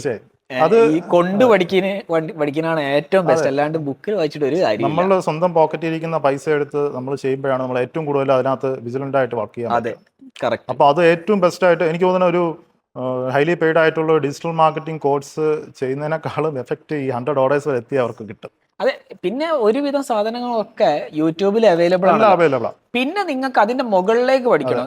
U want to be an expert in that. അപ്പോഴത്തെ ഏത് ഏരിയയിലാണ് നിങ്ങൾ ഫോക്കസ് ചെയ്യുന്നത് കറക്റ്റ് മനസ്സിലാവും. And then go there learn. ഒരു പ്രശ്നവുമില്ല. കാരണം അത് അപ്പോൾ ആ രീതിയിൽ വർക്കൗട്ട് ചെയ്ത് കഴിഞ്ഞ് ഒരു 100 ഓർഡേഴ്സ് കഴിഞ്ഞതിന് ശേഷം നിങ്ങൾക്ക് പ്ലാൻ ചെയ്യാം, നിങ്ങൾക്ക് ബ്രാൻഡ് എങ്ങനെ ബിൽഡ് ചെയ്യണമെന്ന് പ്ലാൻ ചെയ്യാം. അപ്പോൾ അത് ബ്രാൻഡ് ബിൽഡ് ചെയ്യാൻ വേണ്ടി ഒബിയസ്ലി ഇത് ബിസിനസ്സാണ്. ആദ്യം ഇതിനെ ബിസിനസ്സായിട്ട് കൺസിഡർ ചെയ്ത് ഞാൻ പറയുന്ന ഒരു 5 lakh ക്യാപിറ്റലെങ്കിൽ വെച്ചിട്ട് ഒരു ഇ കോമേഴ്സ് ബ്രാൻഡ് ബിൽഡ് ചെയ്യുക. നമ്മളിപ്പോൾ പഠിക്കാൻ അതിനെ ഇപ്പോൾ ഷാൻ പറഞ്ഞ കൊടുക്കുന്നുണ്ട്. അപ്പോൾ അത് ഒരു 5 lakh ബഡ്ജറ്റൊക്കെ വെച്ചെങ്കിലും ഒരു നല്ലൊരു ബ്രാൻഡ് നമ്മൾ ഇപ്പോൾ അത് ഏത് പ്രോഡക്റ്റ് ആണെന്നുണ്ടെങ്കിൽ ആ പ്രോഡക്റ്റ് നല്ല രീതിയിൽ റിസർച്ച് ചെയ്യുക.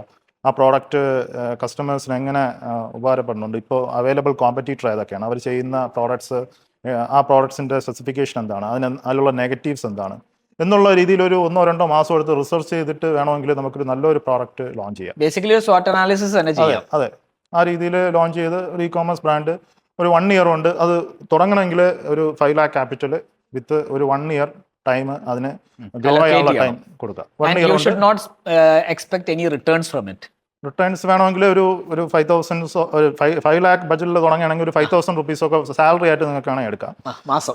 അതെ, ഇത്രേ ഉള്ളൂ. അതെ, എന്നിട്ട് അതിനെ ഗ്രോ ചെയ്യുക. മീൻസ് അതിനെ ഒരു day 1 തൊട്ട് തന്നെ അതിനെ എങ്ങനെയൊക്കെ ബിൽഡ് ചെയ്യാം, അതിനെ നമുക്ക് എങ്ങനെ, ഇന്ന് പല മെത്തേഡ്സുകളുണ്ട്. ഇന്ന് ഫേസ്ബുക്ക് ആഡ്സ് മാത്രം, ഫേസ്ബുക്ക് ആഡ്സ് ഒരു ചാനൽ മാത്രമാണ്. നമുക്ക് ട്രാഫിക് ബിൽഡ് ചെയ്യാം, അതെ നമുക്ക് ഇൻഫ്ലുവൻസേഴ്സ് ട്രൈ ഔട്ട് ചെയ്യാം, നമുക്ക് ഗൂഗിൾ ആഡ്സ് ചെയ്യാം, പിന്നെ പല അസോസിയേഷൻസ് ചെയ്യാം, നമുക്ക് കസ്റ്റമേഴ്സിനെ തന്നെ നമുക്ക് റിഫറൽസ് ആക്കാം. അപ്പം അങ്ങനെ പല മെത്തേഡ്സ് ഇന്ന് അതിനകത്തുള്ള എല്ലാ ഷോപ്പിഫൈയിലെ എല്ലാ ആപ്പുകളും എല്ലാ കാര്യങ്ങളും ഉണ്ട്. നമുക്ക് അതിൻ്റെ നോളജ് ഇന്ന് അവൈലബിൾ ആണ്, എല്ലാം അവൈലബിൾ ആണ്. ഞാൻ ചോദിക്കട്ടെ, അങ്ങനെയാണെങ്കിൽ ഇപ്പൊ നിങ്ങൾ പറഞ്ഞു ഇന്ത്യൻ സപ്ലയേഴ്സിന്റെ അടുത്ത് നിന്ന് എടുത്തു കഴിഞ്ഞാൽ അത് ഓൾറെഡി ഫ്ലഡഡ് ആയിരിക്കും. അപ്പൊ എന്തുകൊണ്ട് ആമസോണിൽ തന്നെ ആമസോൺ ആഡ്സ് വെച്ചിട്ട് നമുക്ക് സ്കെയിൽ ചെയ്യാൻ ശ്രമിച്ചുകൂടാ? ആമസോണും ഇത് രണ്ട് കാറ്റഗറിയാണ്, അതറിയല്ലോ. ഇപ്പോൾ DTC ബ്രാൻഡ്സിൻ്റെ കാര്യമാണ് നമ്മൾ സംസാരിക്കുന്നത്. ആമസോൺ എന്ന് പറയുന്നത് ഒരു ഡിഫറെൻറ്റ് ഒരു സിനാരിയാണ്. അതെന്ന് പറയുന്നത് മാർക്കറ്റ് പ്ലേസ് സെല്ലിംഗ് എന്ന് പറഞ്ഞാൽ അത് ഡിഫറെൻറ്റ് കാറ്റഗറിയാണ്. ഇപ്പോൾ നമുക്ക് ആമസോൺ മാത്രം നമ്മൾ ഡിപ്പെൻഡ് ചെയ്തിരുന്നാൽ ഒന്നാമത്തെ കാര്യം, നമ്മൾ ബിൽഡ് ചെയ്യുന്ന പ്രോഡക്ട്സിന് ഹെവി കോമ്പറ്റീഷൻ ആമസോണിൽ വരും. പിന്നെ ആമസോണിൽ വരുന്ന കസ്റ്റമർ എന്ന് പറയുന്നത് നമ്മളെ കസ്റ്റമേഴ്സ് അല്ല. ഇപ്പോൾ അത് ആർക്ക് വേണോ ഓവർകം ചെയ്ത് പോകാം. കാരണം ഇപ്പോൾ നമുക്കിപ്പോൾ ഒരു നല്ലൊരു പ്രോഡക്റ്റ് നമ്മൾ ഒരുപാട് 5-6 മന്ത്സിൻ്റെ റിസർച്ചിന് ശേഷം നമ്മൾ ലോഞ്ച് ചെയ്ത് നമ്മൾ വലിയ രീതിയിൽ ആമസോണിലൊക്കെയാണ്. ഇപ്പോൾ നമുക്ക് ഓക്കെ സെയിൽ വരാമെന്ന് വിചാരിക്കുക. ഇപ്പോൾ ഇപ്പോൾ ജംഗിൾ സ്കൗട്ട് പോലെയുള്ള ആപ്പുകളുണ്ട്. അപ്പോൾ ഒരു സെല്ലറിന് എത്ര പ്രോഡക്ട്സ് എത്ര സെയിൽ വരുന്നുണ്ട്, അതിൻ്റെ കോമ്പറ്റീഷൻ എന്താണ് എന്നുള്ള കംപ്ലീറ്റ് അനാലിസിസ് അതിനകത്ത് കൊടുക്കും. ഇപ്പോൾ മേ ബി ഒരു ഓൾ ഓവർ ഇന്ത്യ നോക്കുകയാണെങ്കിൽ നമ്മൾ ചെയ്ത പ്രോഡക്റ്റ് തന്നെ ഏകദേശം ഒരു 10 വരെ ചിന്തിക്കാന്ന് വെച്ചോ, സെയിം പ്രോഡക്റ്റ്. അവർ നമ്മളെക്കാളും ബഡ്ജറ്റ് ഉണ്ട്, നമ്മളെക്കാളും കൂടുതൽ എക്സ്പാൻഡ് ചെയ്യാനുള്ള ടീമുണ്ട്, എല്ലാം ഉണ്ടെങ്കിൽ അവർക്ക് പെട്ടെന്ന് നമ്മളെ ഓവർകം ചെയ്യാൻ പറ്റും. അവർക്ക് ചിലപ്പോൾ നമ്മളെക്കാളും പ്രൈസ് കുറച്ച് കൊടുക്കാൻ പറ്റും. അപ്പോൾ അവിടെ ഒരു ഫ്ലഡ് വന്നു, ഒരു സാച്ചുറേഷൻ വന്നു. മാത്രമല്ല പെട്ടെന്ന് ഒരു ദിവസം ആമസോൺ പറയാണ് നിങ്ങളുടെ പോളിസി നമ്മൾ വയലേറ്റ് ചെയ്തു, സ്റ്റോർ ഡണ്ണായി, അവിടെ കംപ്ലീറ്റ് നമ്മൾ സെയിൽ നിന്നു. ഇപ്പോൾ ഏറ്റവും ബെസ്റ്റ് നമുക്കൊരു ബ്രാൻഡ് ബിൽഡ് ചെയ്ത് നമ്മൾ ഓൺ പോർട്ടലിൽ നിന്ന് പോവുക. പക്ഷെ ആമസോൺ വേണ്ടെന്നല്ല, ആമസോൺ അതിൻ്റെയോടൊപ്പം നമുക്ക് വേണമെങ്കിൽ ആമസോണും നമുക്ക് ഓൺ ചെയ്യാം, ഫ്ലിപ്കാർട്ട് ഓൺ ചെയ്യാം. അപ്പോൾ അത് ബ്രാൻഡ് സ്റ്റോറായിട്ട് അതിനകത്ത് റൺ ചെയ്യുക. അപ്പോൾ അതിനകത്ത് നിന്ന് നമുക്ക് ഞാനിപ്പോൾ ഓൺ ബ്രാൻഡ് ഞാൻ ബിൽഡ് ചെയ്തുകൊണ്ടിരിക്കുകയാണ്, ഒരു ക്ലോത്തിങ് ബ്രാൻഡ് ബിൽഡ് ചെയ്തുകൊണ്ടിരിക്കുക. അപ്പോൾ അതിൽ ഞാൻ ഇപ്പോൾ എൻ്റെ പോർട്ടലിൽ നിന്ന് മാത്രമാണ്, ഇപ്പോൾ ഷോപ്പിഫൈ എന്ന് പറഞ്ഞാൽ എൻ്റെ പോർട്ടലിൽ നിന്ന് മാത്രമാണ്, ഒരു millercut.com എന്നാണ് എൻ്റെ, മില്ലർകട്ട് എന്നാണ് ഞാൻ ഇപ്പോൾ ഇട്ടേക്കുന്ന ഇതുവരെ എൻ്റെ ബ്രാൻഡാണ്. അപ്പോൾ മില്ലർകട്ട് എന്നാണ് എൻ്റെ പേര്. അപ്പോൾ അത് നമുക്ക് എന്ത് ചെയ്യാം, നമുക്ക് ഇപ്പോൾ ആദ്യം ഷോപ്പിഫൈയിൽ നമുക്ക് നല്ലൊരു കസ്റ്റമർ ബേസ് വെച്ചിട്ട് നമുക്ക് പ്രോഡക്റ്റ് ടെസ്റ്റ് ഔട്ട് ചെയ്ത് നമുക്ക് എങ്ങനെ വേണോ നമുക്ക് ടെസ്റ്റ് ഔട്ട് ചെയ്യാം, പ്രോഡക്റ്റിൻ്റെ കുറച്ചുകൂടെ നമുക്ക് ക്വാളിറ്റി കൊണ്ടുവരാം. അപ്പോൾ അത് നമുക്ക് ചെയ്തതിന് ശേഷം നമുക്ക് വേണമെങ്കിൽ ആമസോൺ ചാനൽ എക്സ്ട്രാ നമുക്ക് തുടങ്ങാം, ഈ ബ്രാൻഡിന്റെ ഒരു ആമസോൺ ചാനൽ തുടങ്ങാം. അതായത് ബേസിക്കലി നമ്മളിപ്പം സ്വന്തമായിട്ട് നമ്മളെ ഷോപ്പിൽ ഇട്ട് വെക്കുന്നു, അത് കഴിഞ്ഞിട്ട് നമ്മൾ നെസ്റ്റോയിലോ ലുലുവിലോ വിൽക്കുന്ന പോലെ ആമസോണിൽ ഒരു ചാനൽ തുടങ്ങാം.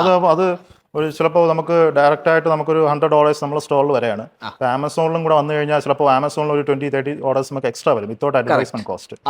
ആ പ്രോഡക്ട്സിന് ആ വരുന്ന ഓർഡേഴ്സിനെ നമുക്ക് നമ്മളുടെ ഈ താങ്ക് യു കാർഡിൽ നെക്സ്റ്റ് പർച്ചേസിന് 20% ഓഫ് എന്നൊക്കെ വെച്ചിട്ട് നമുക്ക് അതിനകത്ത് കൂടെ കൊടുക്കാം. അതെ, അത് എന്താ പറയുക, ഡയറക്റ്റ് വാങ്ങുന്ന ആ ആമസോണിൽ നിന്ന് വാങ്ങുന്ന കസ്റ്റമേഴ്സ് ആ ടാഗ് അവർക്ക് കിട്ടും. ഇപ്പോൾ അവർക്ക് പ്രോഡക്റ്റ് നല്ല ഇഷ്ടപ്പെടുകയാണെങ്കിൽ അവർ ആ സ്കാൻ ചെയ്ത് നമ്മുടെ വെബ്സൈറ്റിലോട്ട് വരും. അല്ല, അപ്പം ഞാൻ ചോദിക്കട്ടെ, ഇത് ഞാൻ പല പ്രൊഡക്റ്റും ഇത് ചെയ്യുന്നത് കണ്ടിട്ടുണ്ട്, പക്ഷെ ശരിക്കും ആമസോണിന്റെ പോളിസി വെച്ചിട്ട് ഇത് ചെയ്യാൻ പറ്റില്ലല്ലോ. നമുക്ക് ഇപ്പം ഫോർ എക്സാമ്പിൾ ഒരു ക്ലോത്ത് വിടുകയാണെങ്കിൽ ക്ലോത്തിന്റെ ടാഗ് ഉണ്ടാവുമല്ലോ, പ്രൈസ് ടാഗിനകത്ത് നമുക്ക് മെൻഷൻ ചെയ്യാം. അങ്ങനെ ആ പ്രൈസ് ടാഗിനകത്ത് ആ ഒരു offer code next purchase 20% of എന്ന് വെച്ചിട്ട് ഒരു ഓപ്ഷൻ ഉണ്ട്, അങ്ങനെ വെക്കാം. ഒരു A4 സൈസ് സാധനം A4 സൈസ് അല്ല A3 സൈസ് സാധനം കാണലുണ്ട്. പിന്നെ റിവ്യൂവേഴ്സ് 20% ഓഫ് നെക്സ്റ്റ് ടൈം എന്നൊക്കെ പറഞ്ഞിട്ട്, ബട്ട് അത് പോസിബിൾ ആണ്. അപ്പോൾ നമ്മൾ ആമസോണിൽ നിന്ന് ഒരു കസ്റ്റമർ നമ്മളെ പ്രോഡക്റ്റ് വാങ്ങിച്ചു, നല്ല ഇഷ്ടപ്പെട്ടു പ്രോഡക്റ്റ്. അപ്പോൾ ആൾക്ക് അടുത്ത വേരിയൻസ് അല്ലെങ്കിൽ അടുത്ത പ്രോഡക്ട്സ് ഒക്കെ അവർക്ക് വാങ്ങണം. അപ്പോൾ അത് ആമസോണിലുള്ളതിനേക്കാളും കോസ്റ്റ് നമ്മളെ സൈഡിലും കുറവായിരിക്കും, അഡീഷണൽ ഡിസ്കൗണ്ടും കിട്ടും. അപ്പോൾ അവർ ഡയറക്റ്റ് ആയിട്ട് വന്ന് നമ്മുടെ സൈറ്റിൽ വാങ്ങും. വൺസ് അവർ സൈറ്റിൽ പർച്ചേസ് അല്ലെങ്കിൽ സൈറ്റിൽ വന്ന് പർച്ചേസ് ചെയ്ത് കഴിഞ്ഞാൽ പിന്നെ നമ്മളുടെ ഓട്ടോമേഷൻ ലൂപ്പിൽ അവർ കയറി കഴിഞ്ഞു. അതായത് കസ്റ്റമർ സർവീസ് പെർഫെക്റ്റ് ആയിരിക്കണം. ആമസോൺ ഡെലിവറിന് അതേ ലെവലിൽ നമുക്ക് ഡെലിവറി ചെയ്ത് കൊടുക്കാൻ പറ്റണം. അത് നമ്മൾ അങ്ങനെ ആ രീതിയിൽ തന്നെ നമ്മൾ മൂവ് ചെയ്യണം. കാരണം എന്ന് വെച്ച് കഴിഞ്ഞാൽ നമ്മൾ ഈ ബ്രാൻഡ് ബിൽഡ് ചെയ്യുമ്പോൾ തന്നെ നമ്മൾ ആദ്യത്തെ ഒരു 50 കസ്റ്റമേഴ്സിനെ എടുത്തു, അവർക്ക് പ്രൊഡക്റ്റ് അയച്ചു, അവരെ ഓരോ കസ്റ്റമേഴ്സിനെ എടുത്ത് നമ്മൾ റിവ്യൂ ചോദിച്ചു, റിവ്യൂവിന് ഇൻസെന്റീവ് കൊടുത്ത് നമ്മൾ റിവ്യൂ ചോദിച്ചു. റിവ്യൂ ചെയ്ത് കഴിഞ്ഞാൽ ഈ കസ്റ്റമേഴ്സ് നിങ്ങൾക്ക് ഫേസ്ബുക്ക് ആഡ്സ് ചെയ്തു നിങ്ങളുടെ വെബ്സൈറ്റിൽ കസ്റ്റമർ ഡാറ്റ ഫസ്റ്റ് 50 ഓർഡേഴ്സ് എടുത്തിട്ട് ഇപ്പോൾ ബ്രാൻഡ് ബിൽഡ് ചെയ്യുമ്പോൾ നമ്മൾ അങ്ങനെ ചിന്തിക്കുക. കാരണം നമ്മൾ വിചാരിക്കും നമ്മുടെ പ്രോഡക്റ്റ് നല്ല പെർഫെക്റ്റ് ആണ്, പക്ഷേ കസ്റ്റമറിന്റെ അടുത്ത് കസ്റ്റമറിന് ഒരു റിവ്യൂ വേണം. എസ്പെഷ്യലി ഓൺലൈനിൽ അവർ ഒരുപാട് ആഡ്സിൽ നിന്ന് ബംബാർഡായിട്ട് നിൽക്കുന്ന ആളുകളാണ്. അപ്പോൾ അവർ ഒരുപാട് പ്രോഡക്ട്സ് അവർക്ക് ആക്സസ് ഉള്ള ആളുകളാണ്. അപ്പോൾ അത് ആ ചോയ്സ് ഉള്ളതിൽ നമ്മളെ പ്രോഡക്റ്റ് അവർക്കൊരു സ്പെഷ്യൽ ആയിരിക്കണം. അതായത് നമുക്ക് എപ്പോഴും തൻകുഞ്ഞ് പൊൻകുഞ്ഞ് എന്ന് പറഞ്ഞ പോലെയാണ്, പക്ഷെ അത് ബാക്കിയുള്ളവര് കാണുമ്പോഴാണ് നമുക്ക് എക്സാക്ട്ലി അതിന്റെ ഫീഡ്ബാക്ക് കിട്ടുക. നിങ്ങൾ തന്നെ ഇപ്പൊ 3 പ്രാവശ്യം റിവൈസ് ചെയ്തോ? നമ്മൾ 4 പ്രാവശ്യം നാലാമത്തെ വേർഷനാണ് ഇപ്പൊ ഈ ഇട്ടത് മില്ലർ കട്ട്. അതെ, ഇനി അത് റിവൈസ് ചെയ്യാനുണ്ടെന്നാണ് എന്റെ അഭിപ്രായം. റൈറ്റ്. അല്ല അത് ഞാൻ വിചാരിക്കുന്ന ഒരു പ്രൊഡക്റ്റും ഒരിക്കലും പെർഫെക്റ്റ് ആവില്ല. You just keep on adding. ഇപ്പം ഫോർ എക്സാമ്പിൾ ഐഫോൺ പുതിയ സാധനം എപ്പോഴും ലോഞ്ച് ചെയ്യുന്നില്ലേ, ഓരോന്നിലും എന്തെങ്കിലും പുതിയ അപ്ഡേറ്റ് വരുന്നില്ലേ. അപ്പൊ അത് തന്നെ it is a life long process. The moment you stop improving on the product that slowly start dying.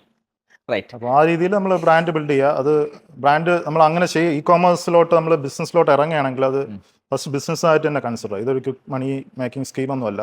നമുക്ക് ക്വിക്ക് മണി പറഞ്ഞൊരു സാധനം ഒരു ബിസിനസ്സിലും ഇല്ല. It doesn't exist. ഇതൊരു നാച്ചുറൽ പ്രോഗ്രഷൻ ആണ്. ഇങ്ങനെ പോയി ഇങ്ങനെ വരും, ഇങ്ങനെ വരും, ഇങ്ങനെ വരും. That graph is never going to be like this. ഇങ്ങനെ ഒരു സംഭവം ഇല്ല. പ്രത്യേകിച്ച് ബിസിനസ് ആകട്ടെ, കരിയർ ആവട്ടെ, whatever be it, it is always going to stock market പോലെ. കഴിഞ്ഞ 20 കൊല്ലം നോക്കിക്കഴിഞ്ഞാൽ സ്റ്റോക്ക് മാർക്കറ്റ് ഇങ്ങനെ നോക്കിക്കഴിഞ്ഞാൽ മുകളിലേക്കാണ്. പക്ഷെ ഇഫ് യു ടേക്ക് 1 ഇയർ അത് ചിലപ്പോൾ താഴത്തേക്ക് പോയിട്ടുണ്ടാവും, ചിലപ്പോൾ മുകളിലേക്ക് പോയിട്ടുണ്ടാവും. നോക്കണ്ട, നമ്മൾ ലോങ് ടേമിലാണ് നോക്കേണ്ടത്. It is A graph but it may be going like this. അത് നമ്മൾ ഒരു 1 ഇയർ എടുത്ത് ഫസ്റ്റ് 1 ഇയർ അതിന് നല്ല 100% പ്രയോറിറ്റി ആണ് കൊടുക്കുക. എങ്ങനെയാണോ ഇപ്പോൾ റീറ്റെയിൽ സ്റ്റോർ ഒരാൾ സ്റ്റാർട്ട് ചെയ്തു, പുള്ളി ഒരു 10 ലോൺസ് ഒക്കെ എടുത്ത് ഒരു 10-30 ലക്ഷം രൂപ റൈസ് ചെയ്ത് റീറ്റെയിൽ സ്റ്റോർ ഒരാൾ സ്റ്റാർട്ട് ചെയ്തു.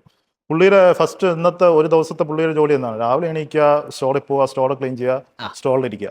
പുള്ളിയുടെ അതായിരിക്കും ഒരു എന്താ പറയുക, ഒരു എംപ്ലോയീസിനെ ഒന്ന് ടേക്ക് ഓവർ ചെയ്ത് അന്ന് മാർക്കറ്റൊക്കെ ഒന്ന് പിടിച്ചു വരുന്ന പുള്ളിയുടെ മെയിൻ കസ്റ്റമറോട് സംസാരിക്കുക. പ്രോപ്പറായിട്ട് ഒരു ബിസിനസ് ചെയ്യുന്ന ഒരു റീറ്റെയിൽ ഓണറിന്റെ മൈൻഡ് ഇങ്ങനെ ആയിരിക്കും. അങ്ങനെ തന്നെയാണ് ബിസിനസ് ചെയ്യേണ്ടത്. പക്ഷെ ഇപ്പം എല്ലാവരും നോക്കണ ക്വിക്ക് മണി മേക്കിംഗ് സ്കീംസ് ഉണ്ടോ? ഈ ഡ്രോപ്പ് ഷിപ്പിംഗ് ഞാൻ കണ്ട ഏറ്റവും വലിയ പ്രശ്നം എന്ന് പറഞ്ഞു കഴിഞ്ഞാൽ അന്നായിട്ട് തുടങ്ങിക്കഴിഞ്ഞാൽ നാളെ തൊട്ട് കാശ് ഇങ്ങോട്ട് അക്കൗണ്ടിൽ ഇങ്ങോട്ട് വരും, ഒരു 2-3 കൊല്ലം കൊണ്ട് നമുക്ക് കംപ്ലീറ്റ്ലി സെറ്റ് ആവാം, മറ്റേ SUV എടുക്കാം എന്നുള്ളതൊക്കെയാണ് ചിന്തിക്കുന്നത്. എനിവേസ്, ഈ ഷോപ്പിഫൈയിൽ കാണുന്ന പ്രത്യേകിച്ച് ഇന്ത്യയില് ഷോപ്പിഫൈയിൽ കാണുന്ന എമൗണ്ട് അല്ല നമ്മുടെ ആക്ച്വൽ സെയിൽ ഇവിടെ. ഷോപ്പിഫൈയിൽ നമുക്ക് എങ്ങനെ 30% കുറച്ച് കാണണോ?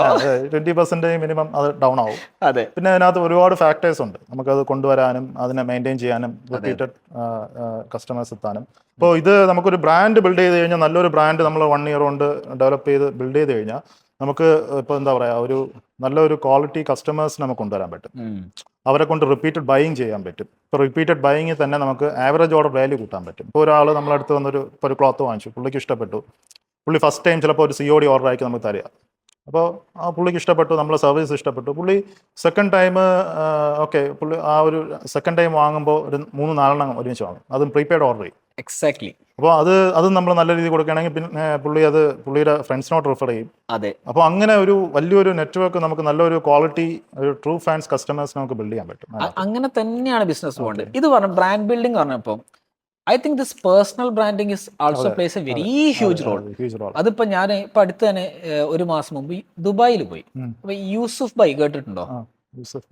യൂസുഫ് ബൈ പെർഫ്യൂംസ് പറഞ്ഞിട്ട് ഒരു ബ്രാൻഡ് ഉണ്ട്. അപ്പൊ മൂപ്പര് നല്ല അടിപൊളിയായിട്ട് ഇൻസ്റ്റാഗ്രാമിൽ സംഭവം ചെയ്യുന്നുണ്ട്. He has been there in one shop, I think more than 20-25 years. ഒരൊറ്റ ഷോപ്പ് വെച്ചിട്ട് മൂപ്പര് ഇതാക്കിയിരുന്നു.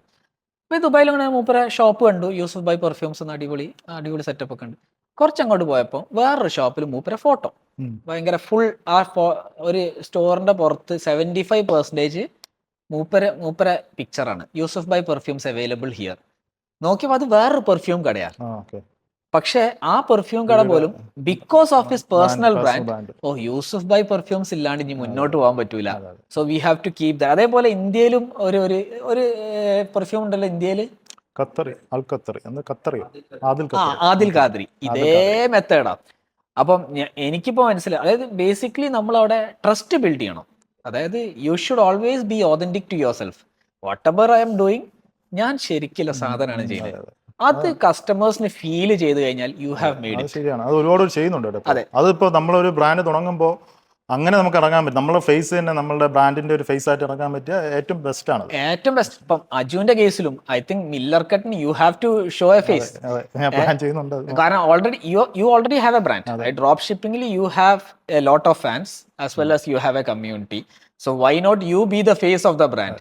പിന്നെ നമുക്ക് ഫോർ എക്സാമ്പിൾ ബോട്ടിന്റെ ഫേസ് അമനാണ്, അതേപോലെ നോയ്സിന്റെ ഫേസ് നോയ്സ് അല്ല, ബോംബെ ഷേവിംഗ് കമ്പനിയുടെ ഫേസ് ശാന്തനു ആണ്. സോ ബോംബെ ഷേവിംഗ് കമ്പനി പറയുമ്പോൾ ഐ ക്യാൻ സീ ശാന്തനുസ്, ഞാൻ അസോസിയേറ്റ് ചെയ്യും. He's as authentic as possible. അവൻ ജില്ലറ്റുകളെക്കാളും നല്ല ഷേവ്. യെസ്, ഇറ്റ് ഈസ് നമ്മളത് പക്ഷെ 10 പിന്നെ ജില്ലറ്റ് 100 രൂപ ചാർജ് നമ്മൾ 10 രൂപ ചാർജ് ചെയ്യുള്ളൂ. അതും അവൻ അതിന്റെ കൂടെ പറയും. And we are improving on the go. Okay. അപ്പൊ എനിക്കൊന്ന് പേഴ്സണൽ പേഴ്സണൽ ബ്രാൻഡ്സ് ബ്രാൻഡ് ഭയങ്കര ബിൽഡ് ചെയ്യാൻ ഇമ്പോർട്ടൻ്റ്. പറ്റുമെങ്കിൽ അതെ. It will be huge. അതേപോലെ വേറൊരു പേഴ്സണൽ ബ്രാൻഡ് സെറോദ. സെറോദ. സെറോദ പക്ഷെ പേഴ്സണൽ ബ്രാൻഡ് വെച്ചിട്ടല്ല തുടങ്ങിയതെന്ന് തോന്നുന്നു. As of now it's Nithin Kamath, Nikhil Kamath, Filli cafe, നമ്മളെ ചായ ദുബായിൽ ഭയങ്കര ഫേമസ് ആയിട്ടുള്ളൊരു സഫ്രാൻ ടീ ഉണ്ട്. So Rafi Filli, it's a personal brand. പക്ഷെ പ്രൊഡക്റ്റിനാണ് തുടങ്ങിയത്, പിന്നെ അത് പേഴ്സണൽ ബ്രാൻഡിലേക്ക് എത്തിയതാണ്. എനിവേസ്, അടിപൊളി. അപ്പം മില്ലർ കട്ടിലാണ് ഇപ്പൊ നിൽക്കുന്നത്. അതെ.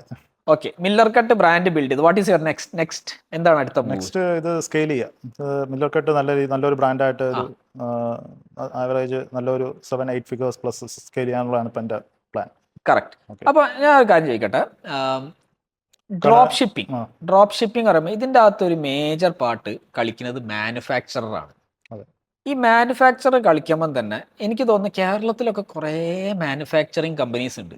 പക്ഷെ അവരെന്താ ചെയ്യുന്നത്? പ്രൈവറ്റ് ലേബൽ ആയിട്ടൊന്നും ഇറക്കും, അല്ലെങ്കിൽ അവർ സ്വന്തം ബ്രാൻഡ് ഉണ്ടാവും. സ്വന്തം ബ്രാൻഡിൽ അധികം ഫോക്കസ് ഇല്ല. പക്ഷെ the moment they go, okay നിങ്ങൾക്കില്ല പ്രൊഡക്റ്റ് ഞങ്ങളെ പേരിൽ തരാം, അവിടെ ഒരു ഹ്യൂജ് ഓപ്പർച്യൂണിറ്റി കിടക്കണ പോലെ എനിക്ക് തോന്നിയിട്ടുണ്ട്. കാരണം ഇ കോമേഴ്സിലോട്ട് നമ്മൾ ഇറങ്ങുമ്പോൾ ഇപ്പോൾ നമുക്ക് മിക്കവർക്കും ഒരു പ്രോഡക്റ്റ് ഐഡിയ ഇല്ല. അവിടെയാണ് ഏറ്റവും കൂടുതൽ സ്റ്റക്ക് ആവുന്നത്. ബാക്കി നമുക്ക് ഈ ടെക്നിക്കൽ ഇതൊക്കെ നമുക്ക് പഠിച്ചെടുക്കാം. ഇപ്പോൾ നമുക്ക് യൂട്യൂബിലോ അല്ലെങ്കിൽ ഒരു പെയ്ഡ് കോഴ്സോ അങ്ങനെ നമുക്ക് നോളജ് നമുക്ക് ഒരുപാടുണ്ട്. ഇതെന്താണ് ചെയ്യേണ്ടെന്ന നോളജ് ഒരുപാടുണ്ട്. പക്ഷേ ഇത് എല്ലാവരും വന്ന് സ്റ്റക്കായി നിൽക്കുന്ന ഒരു സ്ഥലം എന്ന് പറഞ്ഞു കഴിഞ്ഞാൽ പ്രോഡക്റ്റ് അത് ഏറ്റവും ലോവസ്റ്റ് ഇൻവെസ്റ്റ്മെന്റിൽ നമുക്ക് ചെയ്യാൻ പറ്റണം. അതുകൊണ്ടാണല്ലോ എല്ലാവരും ഡ്രോപ്പ് ഷിപ്പിംഗിലോട്ട് പോകുന്നത്. അതെ, കറക്റ്റ്. അപ്പോൾ ആ ഒരു മോഡൽ അത് ഭയങ്കര ഒരു ഹ്യൂജ് ഓപ്പർച്യൂണിറ്റിയാണ് അവിടെ ഉള്ളത്. നമുക്കൊരു പ്രോഡക്റ്റ് അവർക്ക് കൊടുക്കാൻ പറ്റുമെങ്കിൽ, ഏറ്റവും ബെസ്റ്റ് ആയിട്ട് ഒരു പ്രോഡക്റ്റ് അവരുടെ ഒരു ബ്രാൻഡിൽ കൊടുക്കാൻ പറ്റുമെങ്കിൽ അത് ഹ്യൂജ് ഓപ്പർച്യൂണിറ്റിയാണ്. അപ്പം ബേസിക്കലി ഒരു മാനുഫാക്ചററിന് ഒരു ആപ്പ് തുടങ്ങിയിട്ട് അവിടെ കുറെ ബ്രാൻഡ്സിനെ ബിൽഡ് ചെയ്യാനുള്ള ശരിക്കുള്ള അതായത് ആദ്യം പേഴ്സണൽ ബ്രാൻഡ് ക്രിയേറ്റ് ചെയ്യുക. And then you find a manufacturer who will supply you items on your name.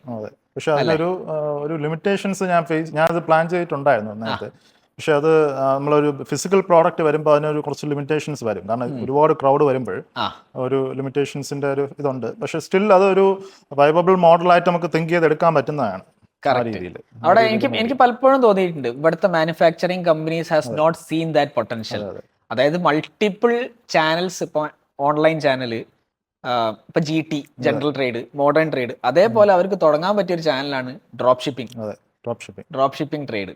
So പക്ഷെ അതാണ് പറയുന്നത്, ഈ ബിസിനസ് ആയിട്ട് നിൽക്കുന്നവർ, അസോസിയേറ്റ് ചെയ്യുന്നവർ, ഇപ്പോൾ ഷാൻ പറഞ്ഞ മോഡലിൽ ഇപ്പോൾ നമ്മൾ നേരത്തെ സംസാരിച്ചതുപോലെ നമ്മളിവിടെ എൻ്റെ ഒരു കമ്മ്യൂണിറ്റിക്കകത്ത് ഞാൻ ബ്രാൻഡ് ബിൽഡ് ചെയ്ത് കൊടുക്കുന്നുണ്ട്. പക്ഷേ അത് വളരെ ക്ലോസ് കമ്മ്യൂണിറ്റിയാണ്. ഞാൻ വളരെ ഫിൽട്ടർ ചെയ്ത് ബിസിനസ്സിൽ നമ്മൾ പ്രയോറിറ്റി കൊടുക്കുന്നവർക്ക് മാത്രമേ നമ്മളത് ചെയ്യുന്നുള്ളൂ. കാരണം അങ്ങനെ നമുക്ക് വർക്ക്ഔട്ട് ചെയ്യാൻ പറ്റും. അതായത് നിങ്ങളൊരു Miller cut at some point of time ഒരു drop shipping supplier Miller cut ഒരു ബ്രാൻഡായിട്ട് മാറും, അത് റൺ ചെയ്യാൻ. പക്ഷേ മില്ലർ കട്ട് എന്ത് ചെയ്യുന്നോ അത് നമ്മളെ കമ്മ്യൂണിറ്റിക്കകത്ത് ഉള്ള ഒരാൾക്കൊരു ക്ലോത്തിങ് ബ്രാൻഡ് സ്റ്റാർട്ട് ചെയ്യാം. അപ്പോൾ അതിനുള്ള കംപ്ലീറ്റ് സപ്പോർട്ട്. കാരണം മില്ലർ കട്ടിന്റെ ബാക്കിൽ ഒരു പ്രൊഡക്ഷൻ ഉണ്ട്. എൻ്റെ മില്ലർ കട്ടിന്റെ കോഫൗണ്ടർ ഒരു പ്രൊഡക്ഷൻ സ്പെഷ്യലിസ്റ്റ് ആണ്. ആൾ നല്ല നോളജ് ഉള്ള ആളാണ്. നമുക്ക് വലിയൊരു ലെവലിലുള്ള പ്രൊഡക്ഷൻ നമ്മൾ ബിൽഡ് ചെയ്തുകൊണ്ടിരിക്കുക. നമ്മൾ ഓൺ പ്രൊഡക്ഷനാണ് മില്ലർ കട്ടിൽ ചെയ്യുന്നത്. അപ്പോൾ അത് നമുക്ക് വേറെ ഒരു പുതിയൊരാൾ വന്നു കഴിഞ്ഞാൽ നമുക്ക് അവർക്ക് കൊടുക്കാൻ പറ്റും. പക്ഷേ സ്റ്റിൽ അത് നമ്മൾ നല്ല ഒരു ഫിൽട്ടർ ചെയ്തിട്ട്, കാരണം അവരുമായിട്ട് നമ്മൾ അസോസിയേറ്റ് ചെയ്യുമ്പോൾ എൻ്റെ ഒരു കൺസേൺ എന്ന് പറയുന്നത്, അപ്പോൾ അവർക്ക് നല്ലൊരു റിസൾട്ട്സ് ഉണ്ടാവണം. റിസൾട്ട്സ് ഉണ്ടാവണമെങ്കിൽ അവരുടെ മൈൻഡ് സെറ്റ് ആദ്യം പെർഫെക്റ്റ് ആയിരിക്കണം. ഒരു ബിസിനസ് ഓറിയൻറ്റഡ് ആ ബിസിനസ് തന്നെ ചെയ്യാൻ പറ്റണം. പിന്നെ ഈ ഒരു മിനിമം ഒരു ലെവൽ ഓഫ് ഇൻവെസ്റ്റ്മെന്റ്, ഒരു 5 to 10 lakhs ഇൻവെസ്റ്റ്മെന്റിലെ ഈ ഒരു ബ്രാൻഡ്, ഒരു ക്ലോത്തിങ് ബ്രാൻഡ് നമുക്ക് സ്റ്റാർട്ട് ചെയ്യാൻ പറ്റും. അപ്പോൾ അതിനുള്ള ഹെൽപ്പ് എന്താണെന്ന് വെച്ച് കഴിഞ്ഞാൽ നമ്മളത് പ്രൊവൈഡ് ചെയ്യുകയാണ്. അപ്പോൾ നിങ്ങൾ എല്ലാം പറഞ്ഞു കൊടുക്കും, എങ്ങനെയാണ് ഇ കൊമേഴ്സ് സ്റ്റോർ തുടങ്ങേണ്ടത്, എങ്ങനെയാണ് പെർഫോമൻസ് മാർക്കറ്റിംഗ് ചെയ്യേണ്ടത്, എങ്ങനെയാണ് ഒരു brand, for example logo designing what ever, നിങ്ങൾ പ്രൊഡക്റ്റും കൊടുക്കുമോ? ആ പ്രോഡക്റ്റ് നമുക്ക് അവർക്ക് വേണ്ടിയുള്ള പ്രോഡക്ട്സ്, ക്ലോത്തിങ് ബ്രാൻഡിന്റെ പ്രൊഡക്ട്സ് നിങ്ങൾ മാനുഫാക്ചർ ചെയ്ത് കൊടുക്കും. അടിപൊളി. അപ്പോൾ ആ രീതിയിൽ ഒരു വളരെ ക്ലോസ്ഡ് കമ്മ്യൂണിറ്റി അത് ഞാൻ ഇപ്പം വർക്ക് ചെയ്തുകൊണ്ടിരിക്കുകയാണ്. അതിൽ ഈ കമ്മ്യൂണിറ്റിയിലേക്ക് എൻട്രി നമുക്ക് പിന്നെ ഊടുവഴിയിലൂടെ കയറി വരാൻ പറ്റുമോ? എൻട്രി അങ്ങനെ ഇപ്പോൾ ഇതില്ല. ഇപ്പോൾ നമ്മൾ ഓൾറെഡി ഉള്ള കുറച്ച് പീപ്പിൾ ഉണ്ട്, അവർക്കാണ് ഞാൻ ഇപ്പോൾ ഫസ്റ്റ് ഫേസിലാണ് കൊടുക്കുന്നത്. മനസ്സിലായി. അപ്പോൾ അതിനുശേഷം ഞാനിത് ഓപ്പൺ ചെയ്യാനുള്ള ഒരു പ്ലാനിലാണ് നിൽക്കുന്നത്. കാരണം ഈ ബിസിനസ് എന്ന് പറഞ്ഞ ഒരു ഓൺടർപ്രണർഷിപ്പ് ബിസിനസ്, ഇതിന്റെ ഒരു ട്രൂ വാല്യൂ മനസ്സിലാക്കി തന്നെ ഒരാൾ വരണം. കാരണം അതിനൊരു വലിയൊരു എൻ്റെ ഒരു രീതി എനിക്ക് മനസ്സിലായ കാര്യം എന്ന് വെച്ചാൽ, അത് പ്രത്യേകിച്ച് നമ്മുടെ കേരളത്തിൽ അതിനൊരു വലിയൊരു ലെവൽ ഓഫ് ഒരു അവയർനെസ് കുറവാണ്. അതായത് എന്താണെന്ന് ഒരു ട്രൂ ബിസിനസ് ചെയ്താൽ ബിസിനസ് കാശ് നാളെ തന്നെ ഉണ്ടാക്കാം എന്നുള്ള ഒരു അത് തോട്ട് പ്രോസസ് അതെ, ആണ്. അത് മാത്രമല്ല ബിസിനസ് നമുക്ക് പഠിക്കാതെ ചെയ്യാം. നമ്മൾക്കൊരു ഇൻബിൽഡ് ടാലന്റ് പോലെയാണ് മിക്കവരും കരുതുന്നത്. നമ്മളിപ്പോൾ ജന്മന കിട്ടിയ ടാലന്റ് അതല്ല, ബിസിനസ് നമ്മൾ പഠിച്ചു തന്നെ ചെയ്യണം. നമ്മളിത് അതിനകത്ത് നമ്മൾ സെൽഫ് ഇൻവെസ്റ്റ്മെന്റ് ചെയ്യണം. നമ്മൾ പഠിക്കേണ്ട കാര്യങ്ങൾ പോയി കംപ്ലീറ്റ് ആയിട്ട് അത് ഒരു എന്താ പറയുക, ഒന്ന് എക്സ്പീരിയൻസ്ഡ് ആയിട്ടുള്ള ആളുകളുടെ അടുത്ത് നമ്മൾ പഠിക്കണം. അത് നമുക്ക് എത്ര കോസ്റ്റ് ഉണ്ടോ എത്ര അത് എക്സ്പീരിയൻസ്ഡ് ആണോ അത്ര ഒരു കോസ്റ്റ് വരും. അല്ല, ഞാൻ എപ്പോഴും പറയല് it's minimum 5 to 10 years journey. അതെ, അറ്റ്ലീസ്റ്റ് 1 year എങ്കിലും ഒരു ഇത് ആവണം. അതിന്റെ അകത്ത് നിങ്ങൾ ചിലപ്പോൾ കാശ് ഉണ്ടാക്കും, ആ കാശ് പോവുകയും ചെയ്യും. അപ്പൊ ഞാൻ ഒരു 10 കൊല്ലമൊക്കെ കഴിഞ്ഞിട്ടായിരിക്കും നിങ്ങൾ ചിലപ്പോൾ ശരിക്കുള്ള പൈസ വെൽത്ത് ക്രിയേറ്റ് ചെയ്ത് തുടങ്ങുക. അപ്പോൾ നമ്മളത് കണ്ടു പഠിക്കേണ്ടത് നമ്മൾ കേരളത്തിൽ നിന്ന് തന്നെയാണ്. കേരളത്തിൽ നമ്മളെ ഫസ്റ്റ് ജനറേഷൻ ഓണ്ടർപ്രണേഴ്സിനെ കണ്ടുപഠിക്കണമെന്നാണ് ഞാൻ പറയുന്നത്. നമ്മളിപ്പോൾ കഴിഞ്ഞ ആഴ്ച ഞാൻ ഒരു യൂട്യൂബിലൊരു വീഡിയോ മറ്റേ ജോയ് അലുക്കാസിൻ്റെ അദ്ദേഹത്തിൻ്റെ ഒരു വീഡിയോ ഉണ്ട്. ഞാൻ അത് 2 പ്രാവശ്യം ഞാൻ ഇരുന്നത് വളരെ ക്ലോസ് ആയിട്ട് ഞാൻ വാച്ച് ചെയ്തു. അവരൊക്കെ എന്ന് പറഞ്ഞാൽ ഒരു വളരെ ഹമ്പിൾ ബിഗിനിൽ നിന്ന് സ്റ്റാർട്ട് ചെയ്ത് പുള്ളി അത് എങ്ങനെ സ്കെയിൽ ചെയ്ത് ഒരു $4 billion അസറ്റാണെന്ന് ജോയ് അലുക്കാസ്.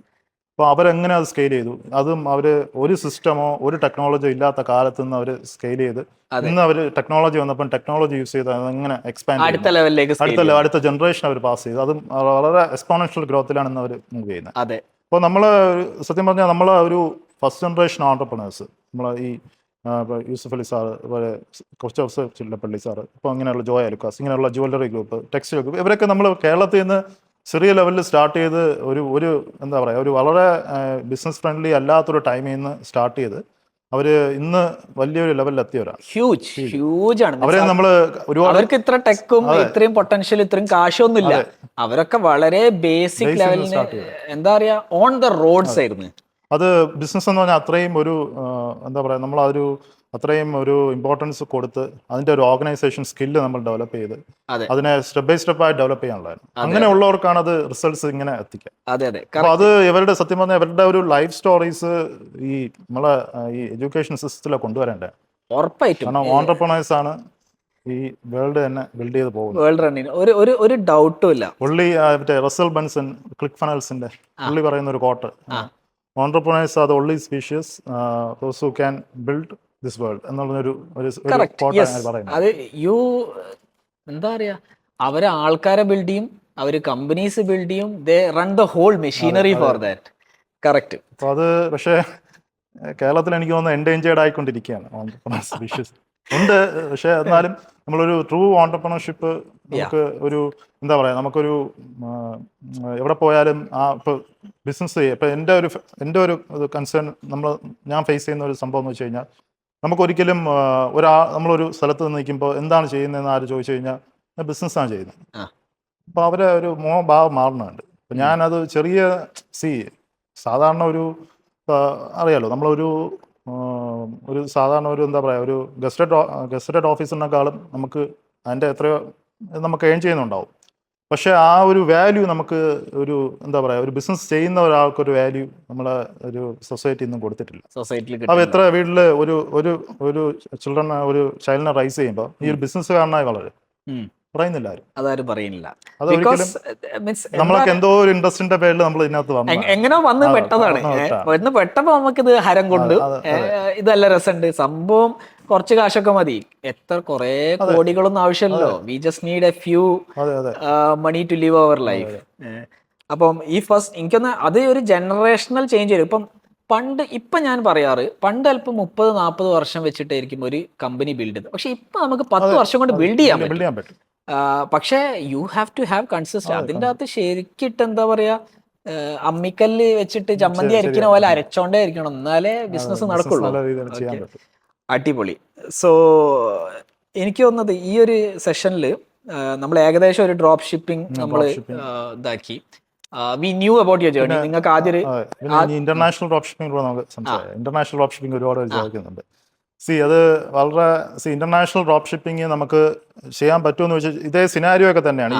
ഏറ്റവും ഒരു പാടെന്ന് പറഞ്ഞാൽ ഇത് തന്നെയാണ്, പ്രോഡക്റ്റിന്റെ അവൈലബിലിറ്റി തന്നെയാണ്. ഇപ്പോൾ നമ്മൾ ഈ അലി എക്സ്പ്രസ് ഡ്രോപ്പ് ഷിപ്പിംഗ് ഒന്നും ആരും ചെയ്യാതിരിക്കുന്നതാണ് ബെറ്റർ. കാരണം ഒട്ടും മുന്നോട്ട് പോകില്ല. ഇന്ന് ഈ പാക്കറ്റ് ഷിപ്പിംഗ് ഒക്കെ എടുത്ത് കളഞ്ഞതിന് ശേഷം ഒരു 40-50 ഡേയ്സ് എടുക്കും ഒരു product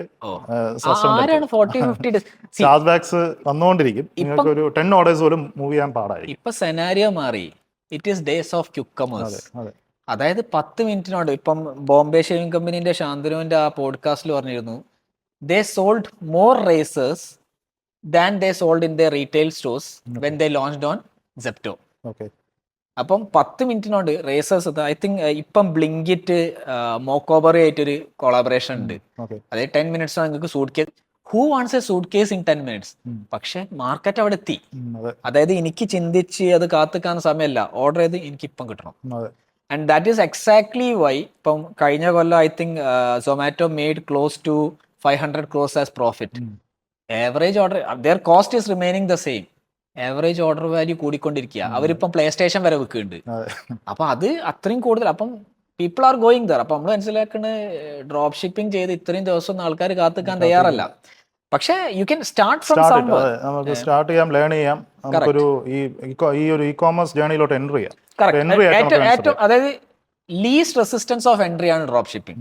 you start things, you can do drop shipping, but this is not the end, it is just the start. മറ്റേ ടിപ്പ് ഓഫ് ദ ഐസ്ബർഗ് എന്നൊക്കെ പറയും. നിങ്ങൾ ജസ്റ്റ് ഒന്ന് സ്ക്രാച്ച് ചെയ്തിട്ട് പോലും ഇല്ല, അതിന്റെ താഴത്തേക്ക് കംപ്ലീറ്റ്ലി കിടക്കാണ്. ഓക്കെ. അപ്പം ഈ ഒരു പോഡ്കാസ്റ്റിൽ നമ്മൾ പിന്നെ അജു എവിടുന്നാ സ്റ്റാർട്ട് ചെയ്തതെന്ന് പറഞ്ഞു. You started as A digital marketing കമ്പനിയിൽ സ്റ്റാർട്ട് ചെയ്തു. അതിനുശേഷം കോവർക്കിംഗ് സ്പേസിൽ ഒരു ഏജൻസി ആക്കി മാറ്റി, ഏജൻസി പെർഫോമൻസ് മാർക്കറ്റിംഗ് ചെയ്തു. അവിടുന്ന് ഒരു ക്ലയൻറ്റിനെ കിട്ടി. ആ ക്ലയൻറ്റ് US ക്ലയൻ്റ് ആയിരുന്നു. ആ ക്ലയൻറ്റ് കുറേ പഠിപ്പിച്ചു തന്നു, പെർഫോമൻസ് മാർക്കറ്റിംഗ് ഇങ്ങനെയാണ് ചെയ്യേണ്ടത്. ഞാൻ ഡ്രോപ്പ് ഷിപ്പിംഗ് പറഞ്ഞ സാധനമാണ് ചെയ്യുന്നത്. അതിൽ നിന്ന് ഡ്രോപ്പ് ഷിപ്പിംഗ് പഠിച്ചു. ഡ്രോപ്പ് ഷിപ്പിംഗ് പഠിച്ച് ഓക്കെ ഇത് നല്ലൊരു പരിപാടിയാണ്, അപ്പോൾ അതിൻ്റെ അകത്ത് നിന്ന് ഷോപ്പിഫൈ പഠിച്ചു. അങ്ങനെ കുറേ ഡ്രോപ്പ് ഷിപ്പിംഗ് ക്ലയൻസിന് വേണ്ടിയിട്ട് മാർക്കറ്റ് ചെയ്ത് നോക്കി. സ്വന്തമായിട്ട് ഡ്രോപ്പ് ഷിപ്പിംഗ് തുടങ്ങി. അതിൻ്റെ ഇടയ്ക്ക് കുറേ ഇ-കൊമേഴ്സ് സ്റ്റോഴ്സിന് വേണ്ടി മാർക്കറ്റ് ചെയ്തു. സ്വന്തമായിട്ട് 2 ഡ്രോപ്പ് ഷിപ്പിംഗ് അൺഫോർച്ചുനേറ്റ്ലി പൂട്ടേണ്ടി വന്നു. അതിനുശേഷം ഒരു കമ്മ്യൂണിറ്റി ബിൽഡ് ചെയ്തു. കുറേ പേർക്ക് ഡ്രോപ്പ് ഷിപ്പിംഗ് അല്ലെങ്കിൽ ഇ-കൊമേഴ്സ് സ്റ്റോർ എങ്ങനെയാണ് തുടങ്ങേണ്ടതെന്ന് പഠിപ്പിച്ചു. Still running your agency, digital marketing agency ഇപ്പോഴും ഉണ്ട്. അത് തന്നെയാണ് വിച്ച് ഇസ് സസ്റ്റെയിനിങ് യു. ഇപ്പം വന്ന് നിൽക്കുന്നത് you are building your own brand.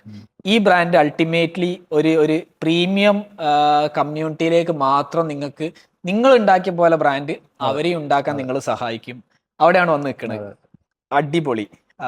ഇത് തന്നെയാണ് നമ്മൾ ഉദ്ദേശിക്കുന്നതും നമ്മളെ ഈ ഒരു എപ്പിസോഡ് തുടങ്ങിയപ്പം. Nothing is easy. ഒരു നിങ്ങൾ ഇപ്പോ ഇന്ന് തുടങ്ങിയ നാളെ കോടീശ്വരനായാൽ it is not going to happen. അതിനകത്ത് വർക്ക് ചെയ്യാൻ തയ്യാറാവണം. നമുക്ക് ഇതിനകത്തുള്ള സ്പെഷ്യൽ ലേണിംഗ് പ്രോസസ് കൃത്യമായിട്ട് നമ്മൾ പഠിക്കണം. അതെ.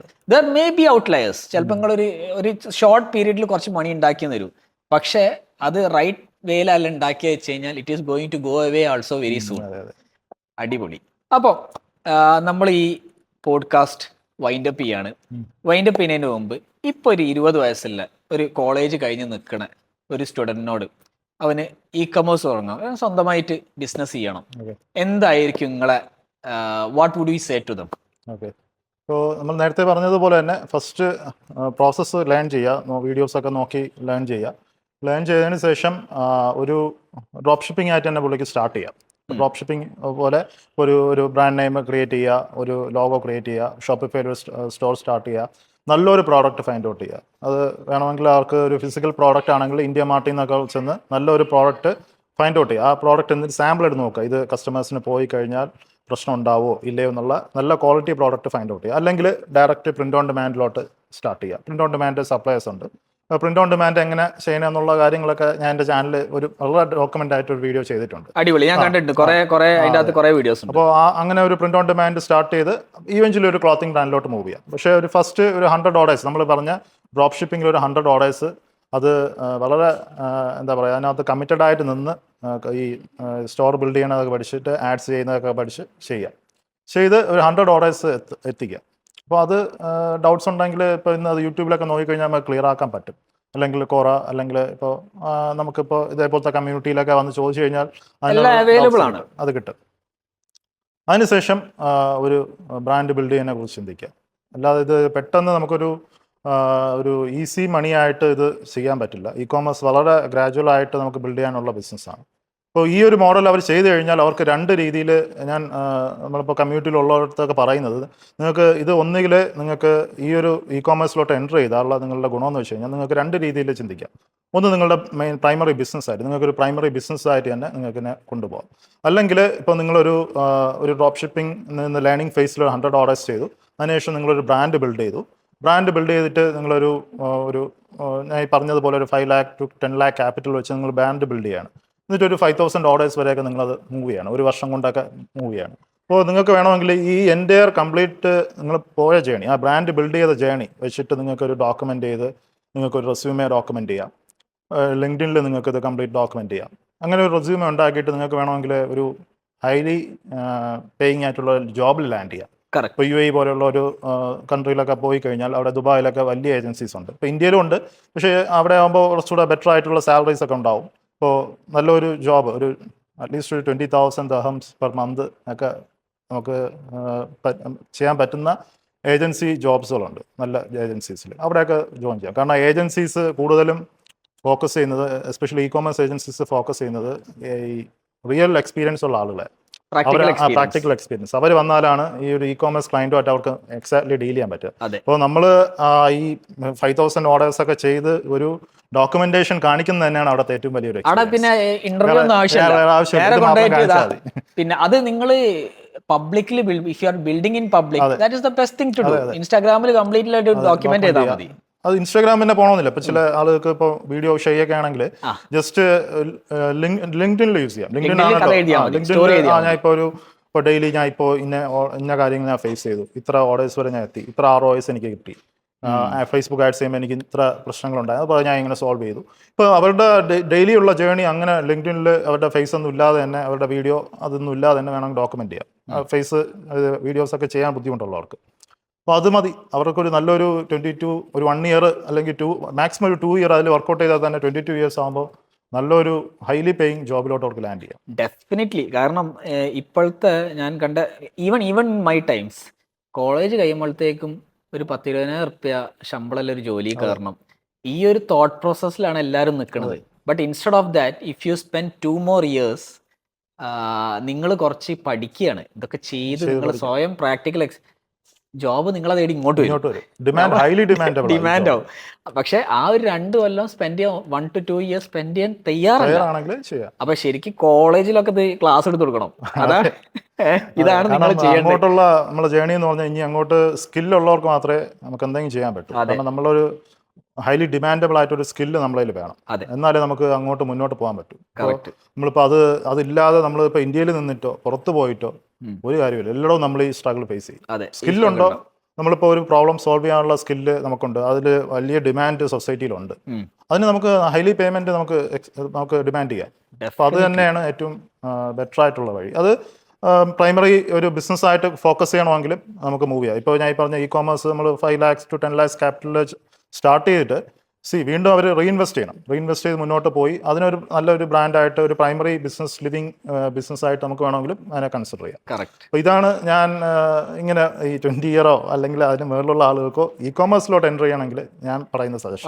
One of the best things, you do it practically, learn it the hard way.